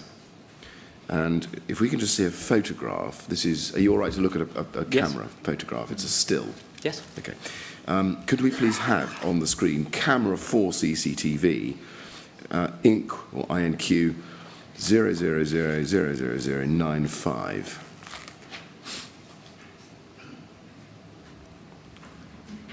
And this could just be enlarged. Thank you. We have the time subject to adjustment for this as 010112. And please identify, if you can, who we see in that picture. That looks like me and Watch Manager Dowden behind me. Yes, and he's wearing the white Yes. IC tabard, and you're there in the front. What are you carrying? I'm carrying a length of hose, a branch, a BA entry control board, and the forward information board. Right. So in your left hand, you've got the forward information board. Is that the white one or the yellow one? The white one. And the yellow one is what? The entry control board, is it? Yes. And looking at the hose, what kind of hose is that? What width of hose is that? Can you tell by looking at it, or? Not really. Okay, I'm guessing it's a 45 mil. right.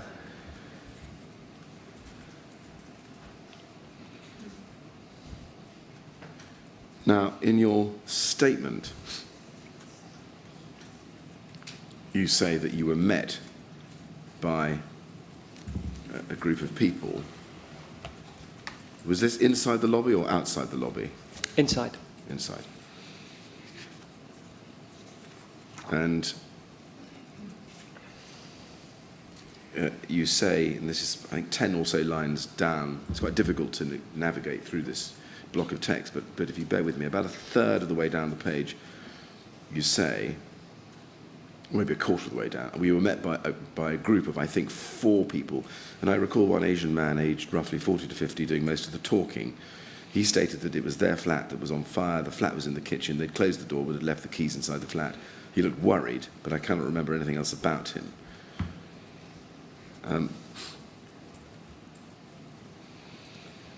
Can I just ask you to look at another CCTV image, which is it's bundle 19 bundle tab 19 and tab 20, and I'll give you the INC references. It's INQ 60s 26 and 27. I just want to see if we can identify the man you talked to. 26 and 27. I think that's 26. If we could go to the next one. But that's the back of his head. I think if we go to the next one, it should be clearer, Mr. Badillo. Oh, that's not the next one, I don't think.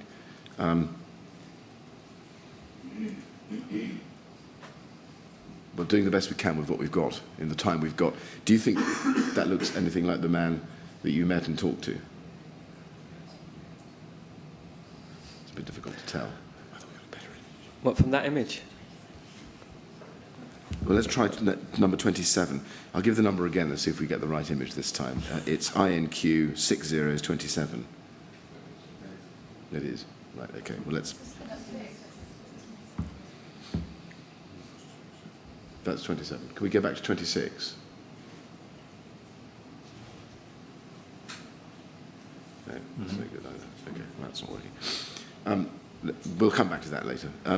We can move on. You say he said that there was a fire in his kitchen and that they'd closed the door and left the keys inside. Did you hear the whole conversation, do you think? Yes. You did. What else did he say? Can you remember? That's all I remember him saying. Okay. Do you remember how you got from the main lobby through the internal door to the lifts?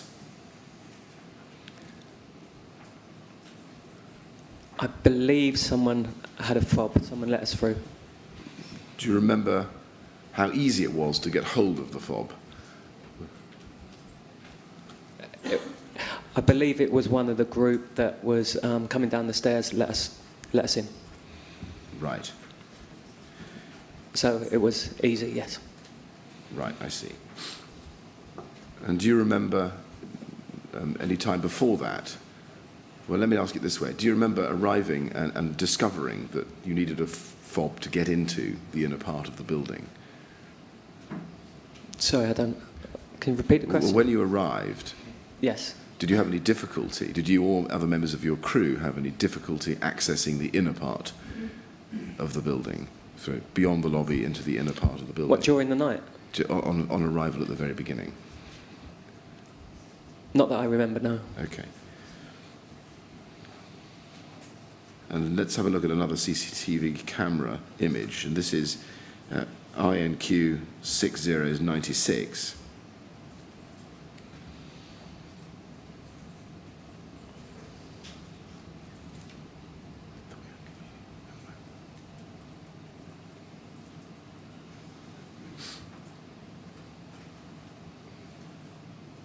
If you just have that expanded, you can see there a group of 7 firefighters with Mike Dowden in the foreground and 2 BA wearers. And then I think that's you with the entry control board there, standing next to a lady who's wearing, it looks like a red shirt. Do you see that? And what was she, did you remember being in that position? Do you remember that happening? That was sort of how I explained it earlier, yes. Okay. It seems like she would have been the one who let us through the door. Very good. Okay, thank you. And then after that, where did you go next? Do you remember? Through that door? Through that door. And that took you into a lift lobby, I think? Yes. Yeah. And in your statement, if you go to page 3, back to page 3, you go on to say, after you say, I didn't talk to the group directly and cannot remember who spoke to them, you then say, crew manager secret tried to use the firefighter key for the lift. However, this didn't work, which was a little surprising, but didn't concern us much as we were only going to the 4th floor. I'll come back to the next sentence in a moment, but I just want to look at the facts for the moment. You describe crew manager secret trying to use the firefighter key for the lift, but it didn't work. Let me just show you a picture. If you look at the CCTV picture, INQ, and then 6 zeros, 98.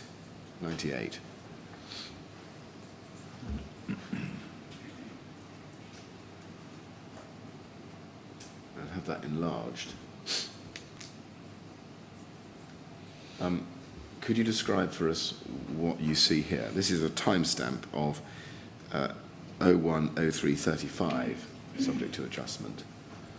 Could you just describe for us what you see? Crew manager secret attempting to get the firefighter lift to work. Okay, and who is immediately behind him? That's firefighter Brown. And then I think you're just coming through the door, is this right? With the entry Yes. control board and other things. Okay. And then just so I'm clear, immediately behind him, can you identify who the firefighter is coming through?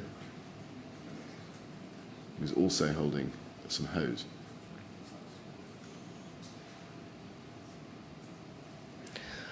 It looks like crew manager Batterby. It does. Okay, and can you describe for us what a firefighter key is that crew manager secret was using? Yeah, it's called a express lift key, and it's a drop key that you put into a hole, turn it, and it enables the firefighter lift. We also use it when there's people stuck in lifts. It enables us to open the lift doors. And do you remember where crew manager secret got it from on the night? No. But I do know that crew manager secret has his own express lift key. Okay. You say it was a little surprising that it didn't work. Why do you say it was surprising? Or a little surprising? Why do you Because say they that? should work. So it should work. Yes. Is it common in your experience, or was it common in your experience at the time, that a firefighter key wouldn't work when you arrived at an incident? I wouldn't say common, but I have known it before not to work. Did you have any specific knowledge or experience about these lifts at Grenfell Tower? No. What happened when he tried to take control of the lift? Like I said, it didn't work, so it just continued as a normal lift.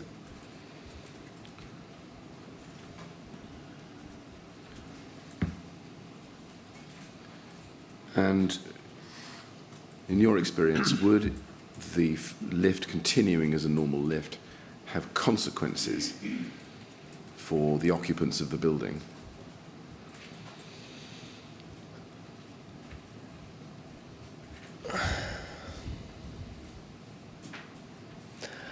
There would be signs on every floor to say not to use the lift in the event of fire, because even if we took control of that firefighting lift, there's still another lift next to it which they could use. True. And if the lift was uncontrolled by the fire brigade and left available to occupants of the building to use, what consequences might that have for their safety? It means that the lift could open on any door, could open up to the fire floor or a floor that is filled with smoke. So, Yes. yeah, Thank you. cause them danger. I'm just going to show you one or two more pictures on this subject. If you could look at the next picture, which is CCTV camera 5, INQ 6099. This is taken only a few seconds later at 01:01:49, subject to adjustment. And we have crew manager Secret there doing something with his right hand, with what looks like the key, and something with his left hand. Do you remember what he was doing? Could you describe that for us?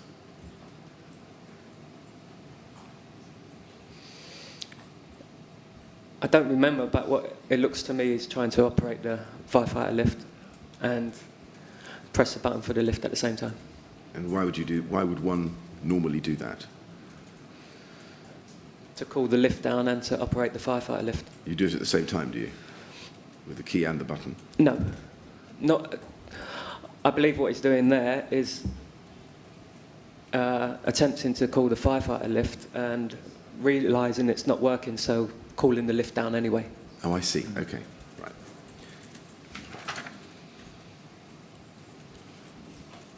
On your best guess, how much time do you think you lost by reason of not having the firefighter lift or fire lift working?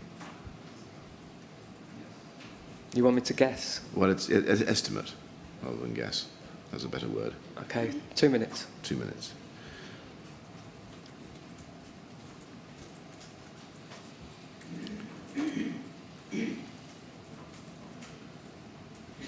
And so you then get into the lift, and I'll just show you a picture of that, if that's all right. If you go to, or be taken to INQ 60100, this is CCTV camera 5, taken at 01:01:58, subject to adjustment. I think that's you. Would that be right? This is you getting into the lift. You, the crew, getting into the lift. Yes. And then we have a lift camera at C18, camera C18 at 01:02:15, which is the next image on 101.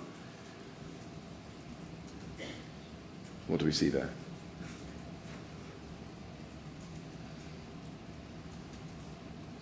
That's us in the lift. Does look like a kind of tight squeeze. A very tight squeeze. Would it be normal to use the lift to pile in with two BA wearers and all the equipment? We do what we can to get there as fast as we can. Very good. Now, you go up to, you say this on page 3 of your statement, about halfway down, you say, I can't remember if we took the lift the usual way or if we walked up the stairs to the second floor and the bridgehead and the BA entry control was set up here. Could you just explain what entry control is? That's a BA entry control, so that is where any BA wearers will log in and log out before going up to a fire or going to complete a rescue. And what does the entry control board do? So you have a key on your BA set, and you will place that inside the BA board, and it will show lots of stuff. How much air is in your set, how close you are to the timer whistle, how close you are to your air running out. Also on the board, the BA entry control officer will write down certain things. It might write down your call sign, if you've got comms, where you're going, what you're going to do, what you're carrying with you. And can the entry control board communicate with the firefighter and vice versa? And how does it do that? You can press a button on the board which will either a little running man which will show you that you need to evacuate, or there's a big running man which you press and hold which will cause everybody to evacuate. I see. Now, you, in your statement, say that in the middle of the page, walked up the stairs to the second floor and the bridgehead, and BA entry control was set up here. Mr. Batterby gave us some evidence about that yesterday, but I want your recollection too, if I can. Whereabouts exactly was the BA entry control established? I watched crew manager Batterby's evidence yesterday, and that's probably the first time I've thought about it, because I don't remember. So. Okay. Having heard him, I mean, I would say that was correct. Yes. But you don't have. Do you have any independent recollection of your own? No. You don't. All right. I didn't spend much time there. We went straight up to set into the dry riser. That's my next question. So you go straight. Do you stay at entry control, or do you go straight on up? Straight up. So you weren't under air? No. Okay, so there was no reason for you to stay on the bridgehead, at the bridgehead? No. And what were the conditions like in the stair at the second floor where the bridgehead was set up when you first got there? Completely clear. And what about in the stairs on the way up to the fourth floor? Completely clear. You got up to the fourth floor?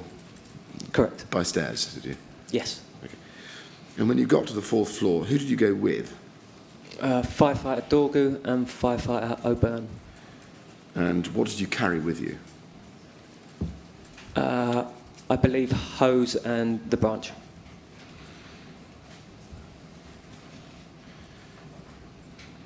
And can you remember what firefighters Dorgu and O'Byrne were carrying? Do you remember?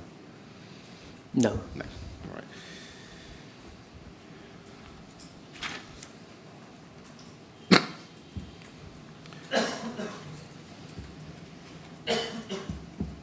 In your statement, you say, when we got to the fourth floor, we found the dry riser, set it in and flaked out the hose. Who's the we? Obviously that's you. Who else did you do that with? Firefighter O'Byrne and firefighter Dorgu. Okay.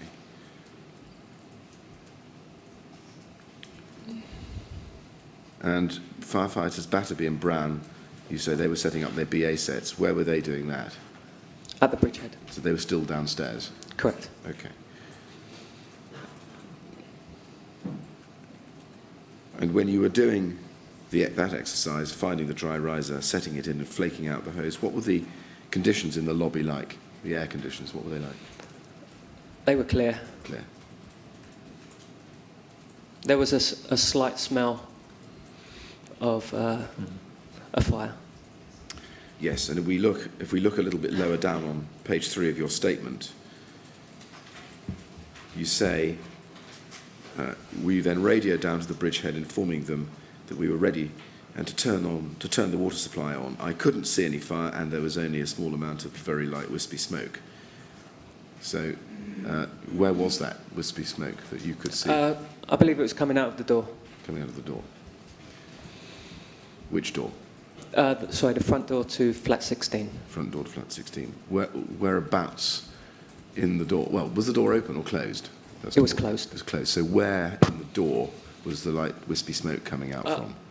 To tell the truth, when I say it was coming out the door, I'm guessing that it was coming out the door because that's where the fire was. I see. But I couldn't see like smoke coming out of the door. I follow. It was just in that area, so I guessed it had to be coming from that area. Right. And was the light wispy smoke all across the lobby or in any part of the No, lobby? it was sort of where the door was. Okay. And can you describe the colour of the smoke? A light colour, so grey, light grey. Did it have any particular smell? Just you smell of fire. Right. Was there anything at that stage to give you cause for concern that you saw?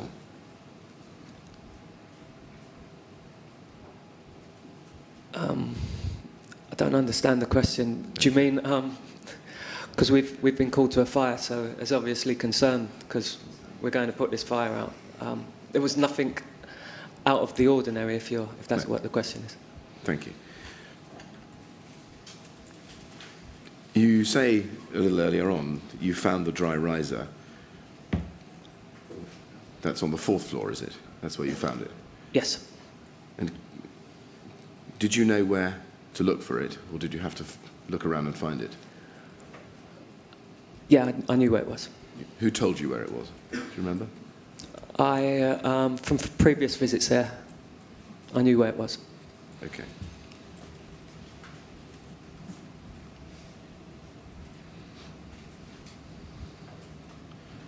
And you say you set it in and flaked out the hose. You see that in your statement there. Could you just explain what that process involves, step by step? Yes, so you have the coupling, you plug it into the dry riser, you take the hose and you flake it so it doesn't get tangled when the water's turned on. You flake it and leave it at the front door. When you say flake it, I'm not sure I Yeah, understand. sort of. You snake it, so in that sort of fashion. Okay. So when you're laying it out on the floor, you give it bends, do you? Yes. I see. If you left it rolled up, any of it tends to get tangled when you put water in it. Yes. It's a technique that we're trained in. Yes, I understand. Thank you. You say later on in your statement, and I'm not going to take it to you, that the outlet is protected by glass.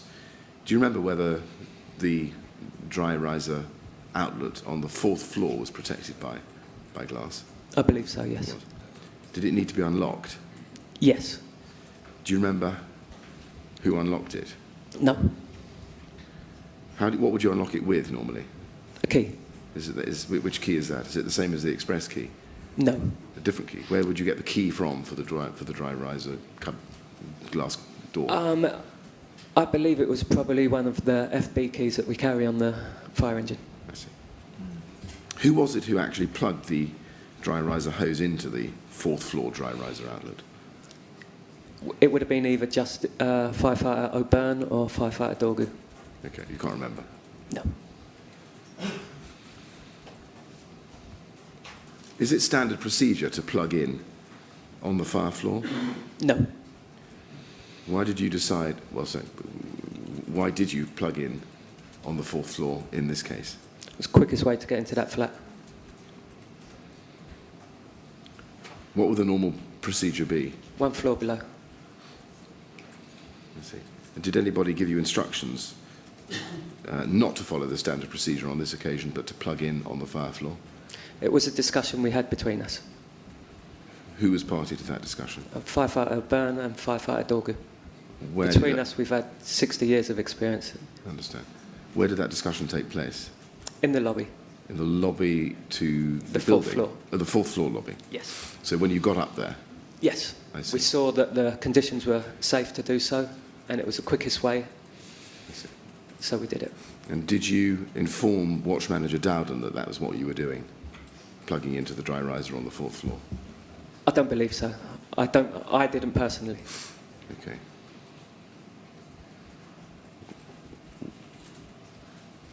Was there later on a further hose plugged into the dry rising main on the 3rd floor? Yes. Oh, when was that? After firefighter Brown and crew manager Batterby came up, took control of the hose that was going into the flat, we went down and set up the second hose. And what did you do with the second hose? We plugged it into the 3rd floor, took the hose out of the 3rd floor lobby, up the stairwell, and waited at the 4th floor, the door of the lobby in the stairwell of the 4th floor, ready for the next crew to back up the first crew. Did that mean that the door from the 3rd floor lobby into the stairwell had to be propped open by the hose that came out from the 3rd floor lobby into the stair? Yes. And then the door from the stair into the 4th floor lobby on the 4th floor also had to be propped open to allow the hose to come back into the 4th floor lobby? Yes. So you had 2 stairs on 2 different floors open into the lobby, into the stairwell? Is that Yes. right? 2 stair doors, right. Would that be normal? That's normal procedure, yes. That's and normal. if we had followed procedure in the first place, then that first hose would have propped open both doors, yeah. So doing what we did with our first attack stopped any doors from being opened. Yes. And then the second hose propped 2 doors open. Unfortunately, that's the only way we can do it in Grenfell Tower. I see what you mean. And does that propping of doors open on multiple floors, did that create a risk of smoke spread from the lobbies into the stairs? Yes, definitely. So can you just help me understand why that would be normal procedure if it did have that risk? I can't explain that. That's you'd have to ask someone from who writes the procedures. Fair enough. We will. Thank you. The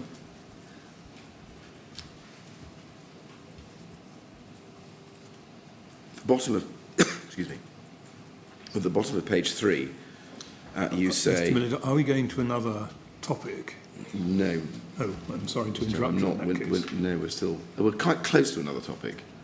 Well, since I have interrupted you, excuse me, can I just ask, do you need a break at this stage, or you're happy? Fine. Very good. All right. Thank you very much. Sorry, Mr. Miller. No, you go. I'm now worried whether I should be asking in 5 minutes' time, but we'll get there. Mr. Badillo, looking at the bottom of page 3 of your statement, you say, I saw the door to flat 16, which I believe had the number in the middle and the letterbox was at waist height approximately. Nothing else stood out about the door.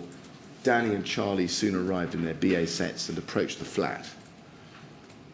I remember them having a look through the letterbox, and then they shouted a warning that they were breaking the door down, so the rest of us retreated back out onto the stairwell. You see that? What did you actually see them break the door down? No.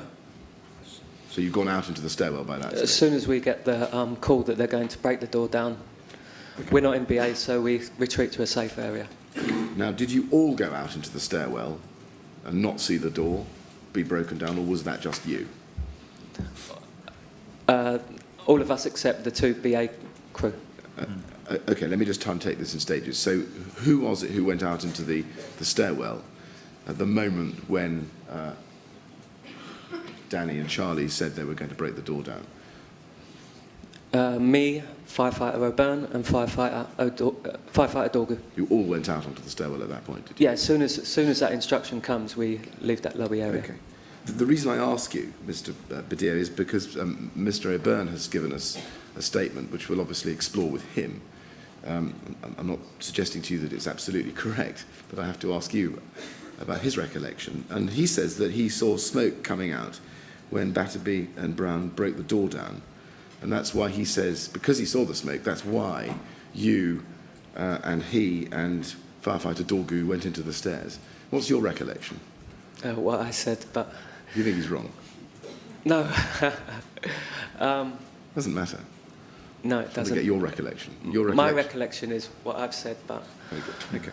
yeah. Did you radio down to the Bridgehead at any point to tell them what you were doing?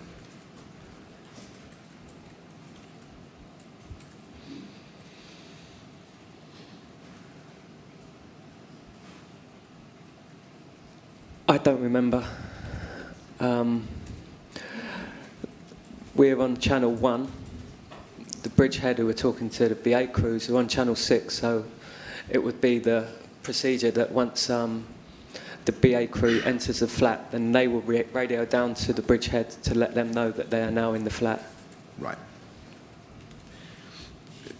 Did you or firefighters Dorgu or O'Byrne, as far as you remember, use your radios to communicate with Mike Dowden? At that point? No. Do you remember whether you or firefighter Dorgu or firefighter O'Byrne received any updates from Mike Dowden as to what was happening outside the building? At that stage, no. Okay, I'm now going to turn to a slightly different topic, which is when you go down to the third floor to set in the backup hose. Are you happy to continue? Yes. Okay. So you say on page 4 of your statement, first paragraph, 5 lines down, I think 6 lines down, I'm sorry, as the BA crews were going in, do you see that there? You say, as the BA crews were going in, I went down to the 3rd floor in order to set in the dry riser as more hose was required for the fire and the next BA crew. And then you say, someone else had the keys, so I smashed the glass with the front of the hose so that I could connect it up, then flaked it out and went back to the 4th floor and waited on the stairwell.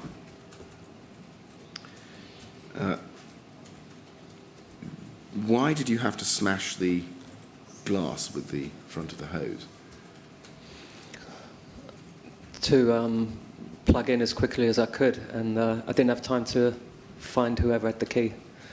So Okay, whoever opened the key on the 4th floor was not there at the time, so Right. I did what I had to do.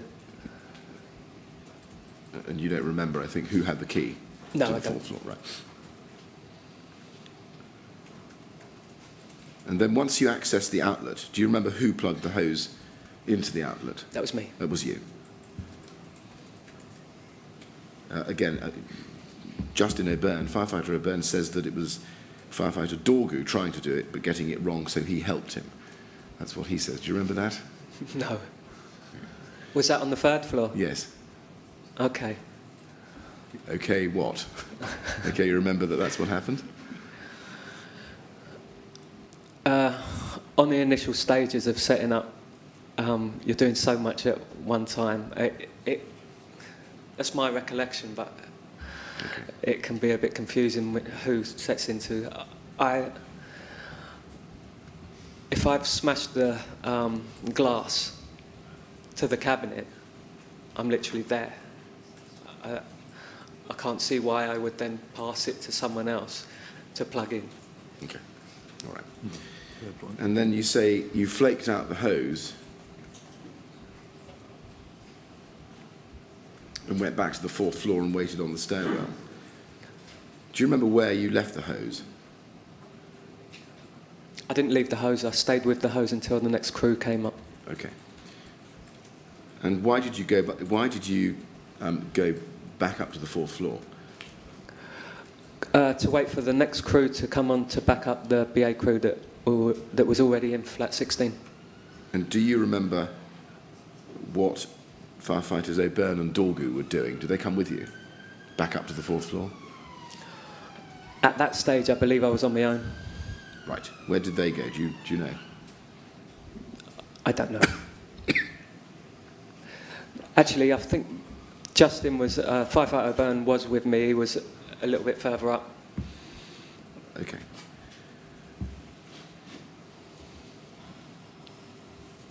And you say you waited in the stairwell, or on the stairwell there.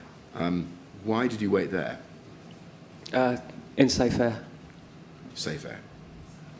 So, was the stair door shut or open?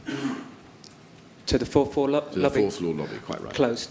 was We closed. keep it closed as long as we can. Okay. And while you were waiting outside the fourth floor lobby on the stairwell, what did the second BA crew do? Do you know? What did they do? Yeah, what did they come up? Yes. They did. And do you remember who they were?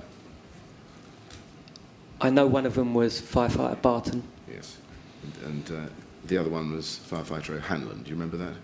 It's a matter of record. I don't remember at the time, but I now know that, yes. Okay. And had they taken the hose that you had set in for them? Yes. Okay. Did you brief them on the details of what you knew about the fire? Yes. What did you tell them? My brief was literally that fire was in the kitchen. I explained to them where the flat was when they went into the lobby and who was already in there. Firefighter Brown and crew manager Batterby. What did firefighters Barton and O'Hanlon do next? Do you remember? They entered the lobby. They entered the lobby. What did you do? Did you follow them in, or did you stay out No, in the stairwell? I stayed out. Okay. Did you radio down to anybody to tell anybody that the second BA crew had entered the fourth floor lobby? No. Okay.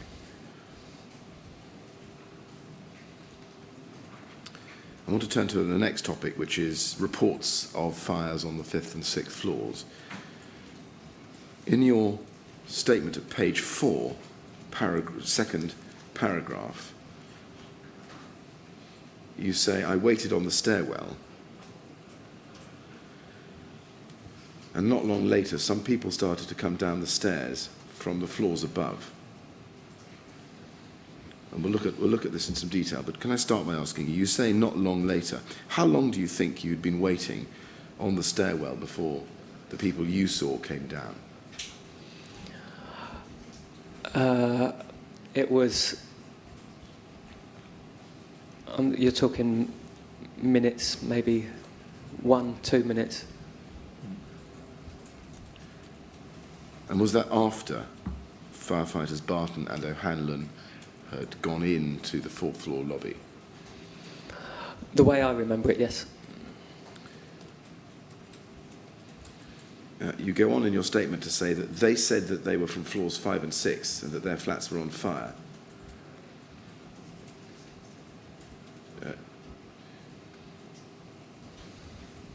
They appeared to be overcome with smoke. Their eyes were streaming. They were coughing and spluttering and looked panicked. Did you speak to them?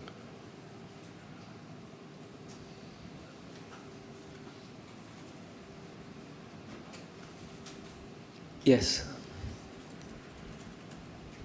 Would you like to have a break?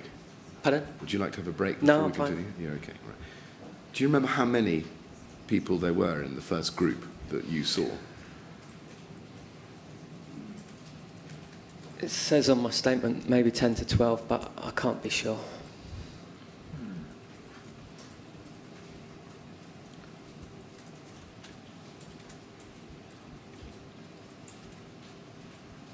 It wasn't just all at once, it was sort of some coming down and then some more coming down. Right.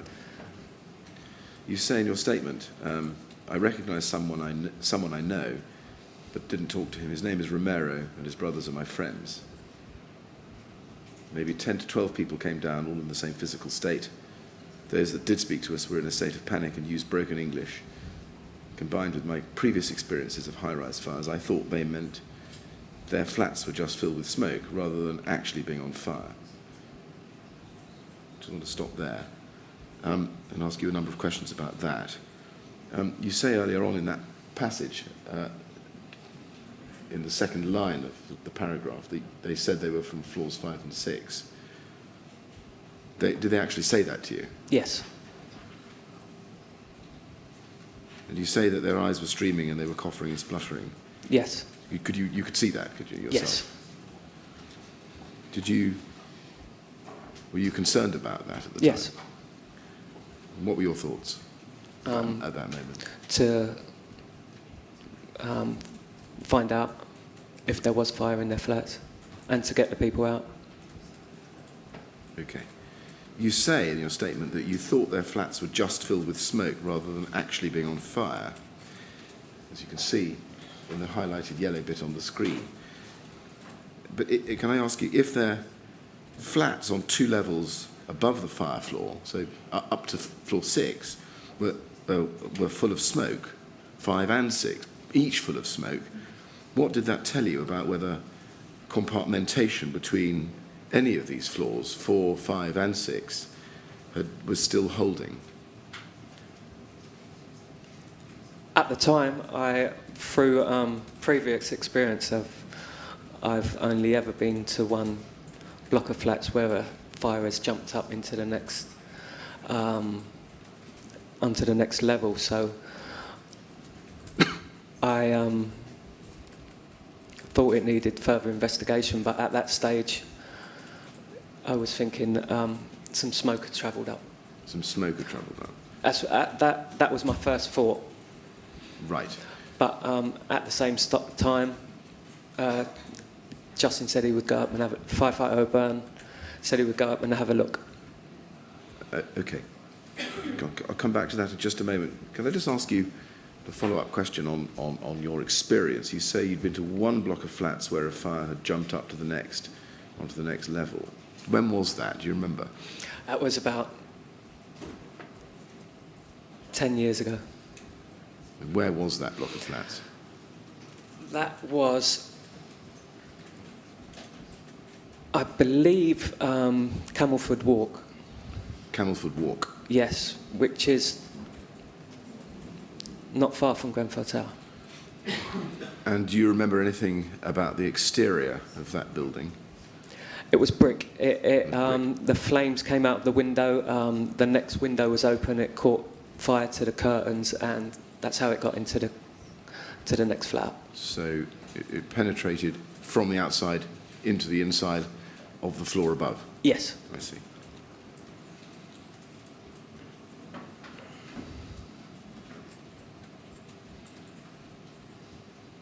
And you say you needed to find out more. Did you ask any of the people you saw about what was happening in their flats, about the extent of the fire and smoke in their flats? The thought at that time, they looked panicked and eyes were streaming. I'm not going to stop and have a conversation with them on the stairwell. I'm going to get them out of the building. And yes, you say get them out of the building. Did you have any thoughts about what the right fire safety advice to give to those people was? To get out of the building. And what about other people on the same floors, 4, 5 and 6 indeed? I needed to investigate further, first of all. And did you? Justin O'Byrne went up and I tried to radio down to the incident commander. Okay. So let's take the second of those parts of that answer first, radioing down to the incident commander. Do you remember radioing down to Mike Dowden to tell him about what you had learnt about what was happening on floors 5 and 6? My radio battery had failed. I remember at some stage Justin throwing me his spare battery from his tunic. I put it on, tried to radio down. There was so much traffic going on at that stage and I couldn't get through. Really? Did it surprise you that there was a lot of traffic going on at that stage and you couldn't get through?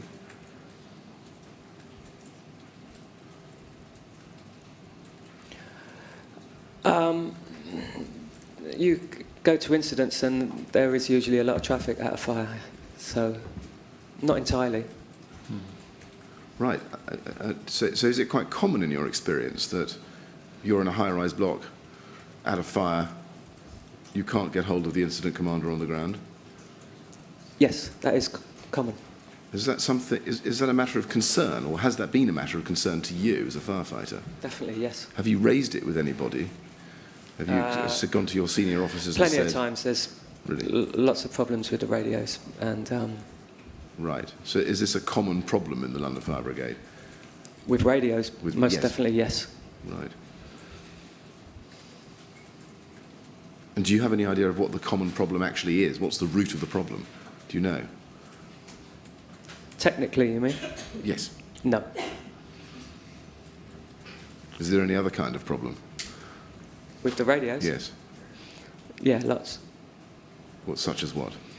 The Barry sets useless. Useless how? They're, you have a thing that goes on the top of your head, Yes. thing that goes in your ear. You put your helmet on, it pushes the mask out. You lose air. You have a lead that comes down that you somehow have to tuck in between your tunic and around. It feels like it's something from the Dark Ages. From the Dark Ages? It's, well, I'd say the Dark Ages, but I know what you mean. it's not modern. No. And that's your And we, I'm not going to lie, sometimes there's a choice of having a full tank of air or getting your comm set, and a lot of people shy away from getting a comm set, the Barry, because of how useless they are. And is that your own personal experience? Yes. And have you personally raised this concern about the Barry set with any senior officer or anybody responsible for We've equipment? talked about it round the mess table, yes. You've talked about it around the mess table. Do you know? It's a commonly known thing, so yeah. Okay. It's throughout the brigade, I believe. All right. That's the Barry, the BARIE set. Any other communications equipment that you've personally experienced problems with? The handheld radios as well. And you mentioned the problem with traffic. What other kinds of problems have you encountered? Specifically in high-rise buildings, Yes. seem to be a lot of blind spots. The higher you go up the building, the less reliable it is, to the point of nothing at all. That's your personal experience at attending high-rise incidents, is it? Yes. And from your knowledge, is that the experience of your colleagues, your colleague firefighters attending I can't high-rise speak incidents? for other people, only the firefighters on my watch, and they all seem to have had the same experience, yes. And to your knowledge, as at June 2017, was this blind spot problem with radios in high-rise residential buildings well known in the fire brigade?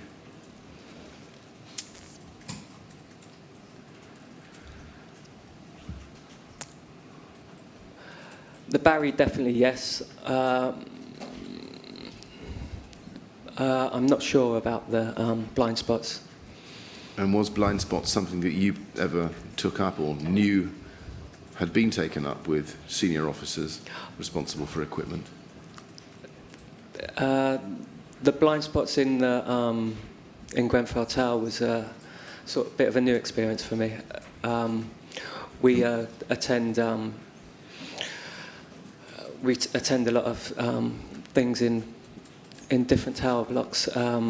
I've been to the top of a lot of tower blocks because we go to the lift motor rooms at the top of tower blocks, and we usually radio down to wherever the lift is to assist with getting people out of lifts, and I can't remember it being a problem before. So what was it about Grenfell Tower that you found was a new experience, as you've just said? That we couldn't use the radios the higher we were up in the tower. Above which floors do you think you couldn't use the radios? Do you know? Definitely on the 15th and the 20th floor. Right. And was that your personal experience? Yes. Sorry, just... And do you know, from your own knowledge, that that was the experience of other firefighters attending Grenfell Tower on that night? On the 20th floor, yes. Right. Which individual firefighters had that same experience, to your knowledge? Firefighter Dorgu and crew manager Secret. Okay, well, we can ask them about that as well. Mr. Badillo, would you like a break, or are you I'm fine. happy to continue? Mr. Chairman, I'm keen to carry on if we can. Yes. Is that all right with Well, if the witness, Mr. Badillo, you're happy to keep Yeah, I'm fine. answering questions for a bit longer, are you? Yes. Well, then I think we should carry on. Very good, thank you very That's much. all right.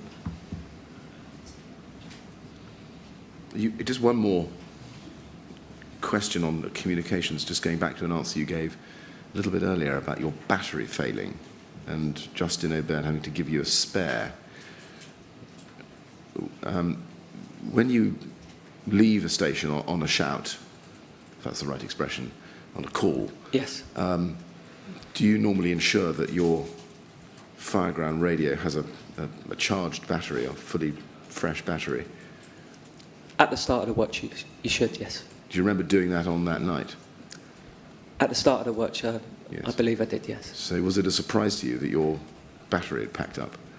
Yes. Is it a common experience that these fireground radios have batteries that pack up on the fireground? If that's a fair question. It happens, yeah. It does. It does happen. And what backup plans do you have if your fireground radio packs up? We usually carry a spare one in our arm pocket of our tunic. Okay. Did you have one on that I night? didn't have one on that stage. Right. Do you know why that was? I believe it was on charge in the station. Oh, I see. Okay. Now, you also, I think, said a minute ago that you radioed down to Mike Dunn but couldn't get through. Did you tell anybody else? Or let me put it a different way.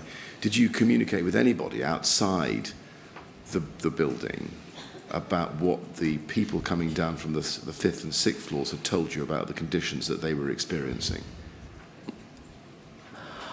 My next action was to, when I couldn't get hold of Mike Dowden, was to go down and find him myself. The old-fashioned way, by talking to him.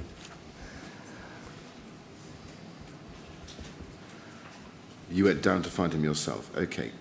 There may be some things between that, but let me just go straight to that. So you went down to find him yourself. Did you exit the building? I didn't. I got to the Bridgehead, spoke to crew manager Secret, who informed me that they already knew outside that the fire had spread. Very good. Okay. And I think we might be able to pick this up in your statement, actually, at the bottom of page 4.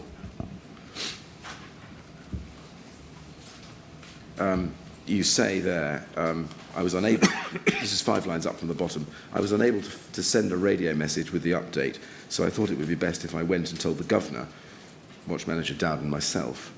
As I made my way down to the Bridgehead to go and speak to the governor, Chris Secret and Alex were there at BA Control, and I updated Chris.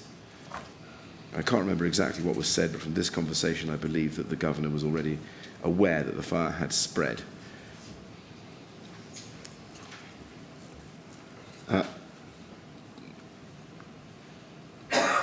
First of all, Alex de St Aubin, is it? Yes. Okay. And question is, what did firefighter Secret, crew manager Secret, and firefighter de St Aubin tell you, Mr. Badillo, about what was going on? Did they tell you anything?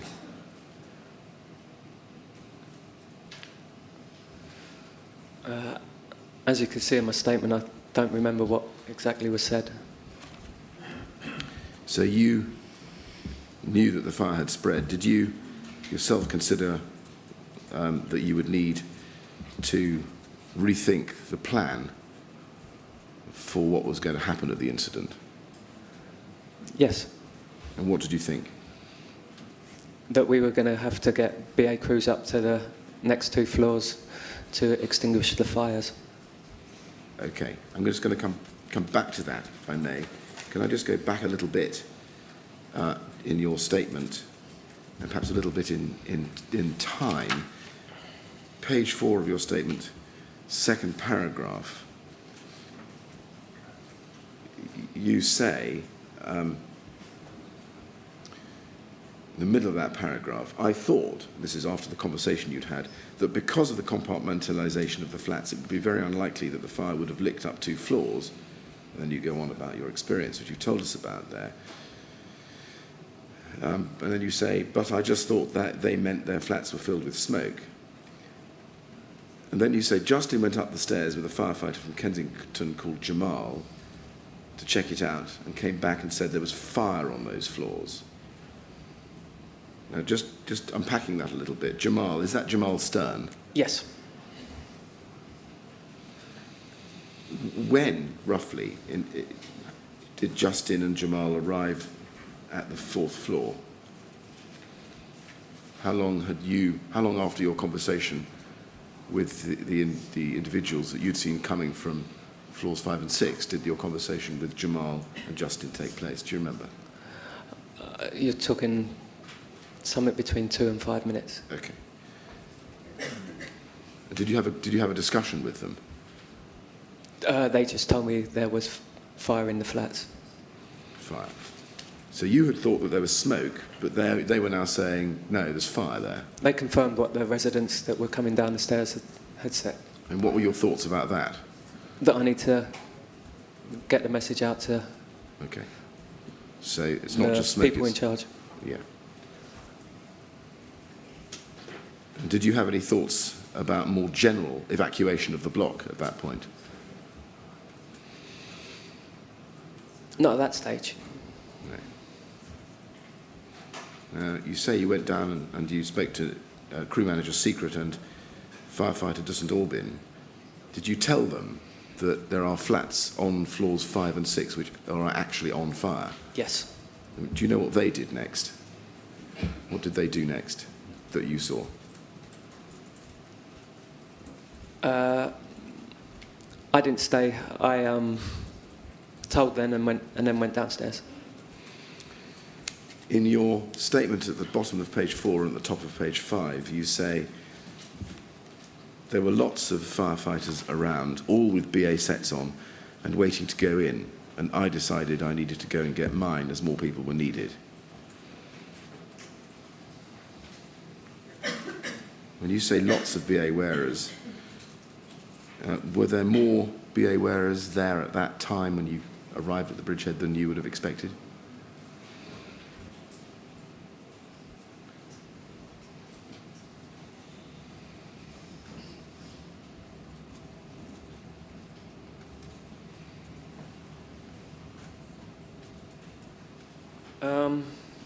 More than I would expect.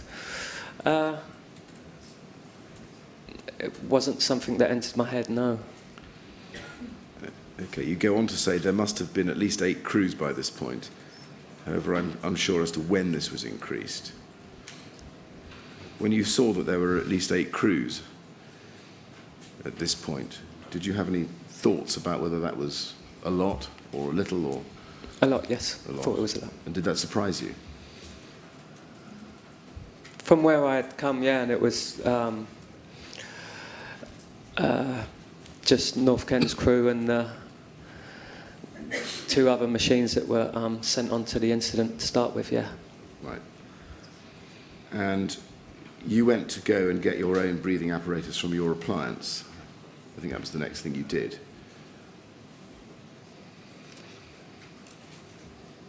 Because you say, at the very top, well, let me ask it a different way. You say in the passage I've just read to you at the top of page 5, I decided I needed to go and get mine, as BA said, as more people were needed. My question is, did you make that decision on your own initiative, or did you do that under instructions? I made that decision on my own. Okay. You say 3 lines, or 2 lines down from that in the 3rd line, it was organised chaos. What do you mean by that? There was a lot of people buzzing around, and it was people wanting to get in and fight the fire. Chaos, I understand. What was organised about it? People were running up, but they was also in a queue to get in. Who was... giving instructions to the BA crews as to where to go and what to do? I literally ran past them to get my set. I didn't stay there to see who was giving instructions to who. Okay. So you did, is this right? You wouldn't know then what plan might have been being followed at the Bridgehead about where and who to deploy? No. Now you then, on page 5, 4 lines down, you say, I passed other firefighters on the walkway down to the lobby, and as I got to the ground floor to make my way back to the engine, I was stopped by a lady who told me that her little sister was up on the 20th floor in flat 176. Now, I'm going to read the whole of this paragraph out aloud, if I may, Mr. Badillo. Looking at it, are you all right that I do that? Okay. She said that her sister was 12 years old and called Jessica, and that she was in the flat alone. The lady asked me if she could go up with me to get her. She was in her late teens, Hispanic looking, had black hair, and she was slim at about 5'4" tall. Mr. Badillo, I'm happy to stop with this if you want me to, and No, I'm fine. we can take a break. We can take a break, and we can take it from the page if you like. Mr. Chairman, I think perhaps we ought to have a break. He's had a long morning. Well, he has. He's done extremely well in terms of time for answering questions.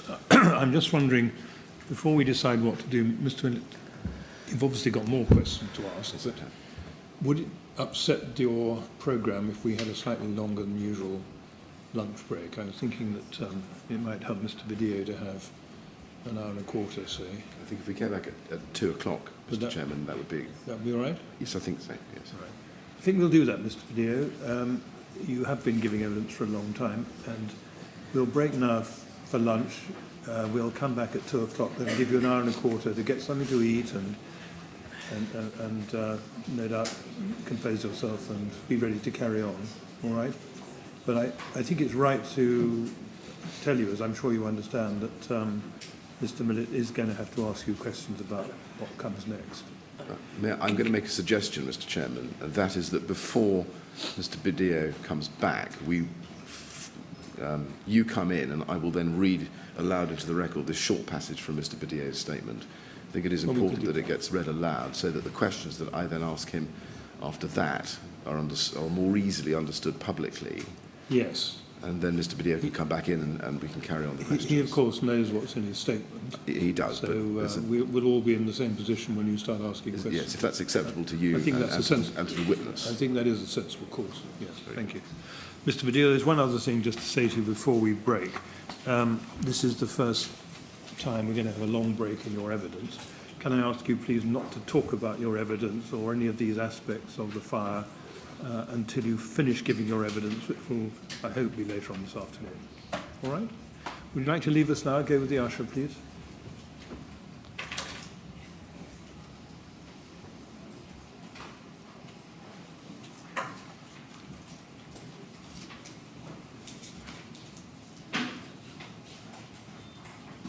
Thank you. 2 o'clock, please. Okay.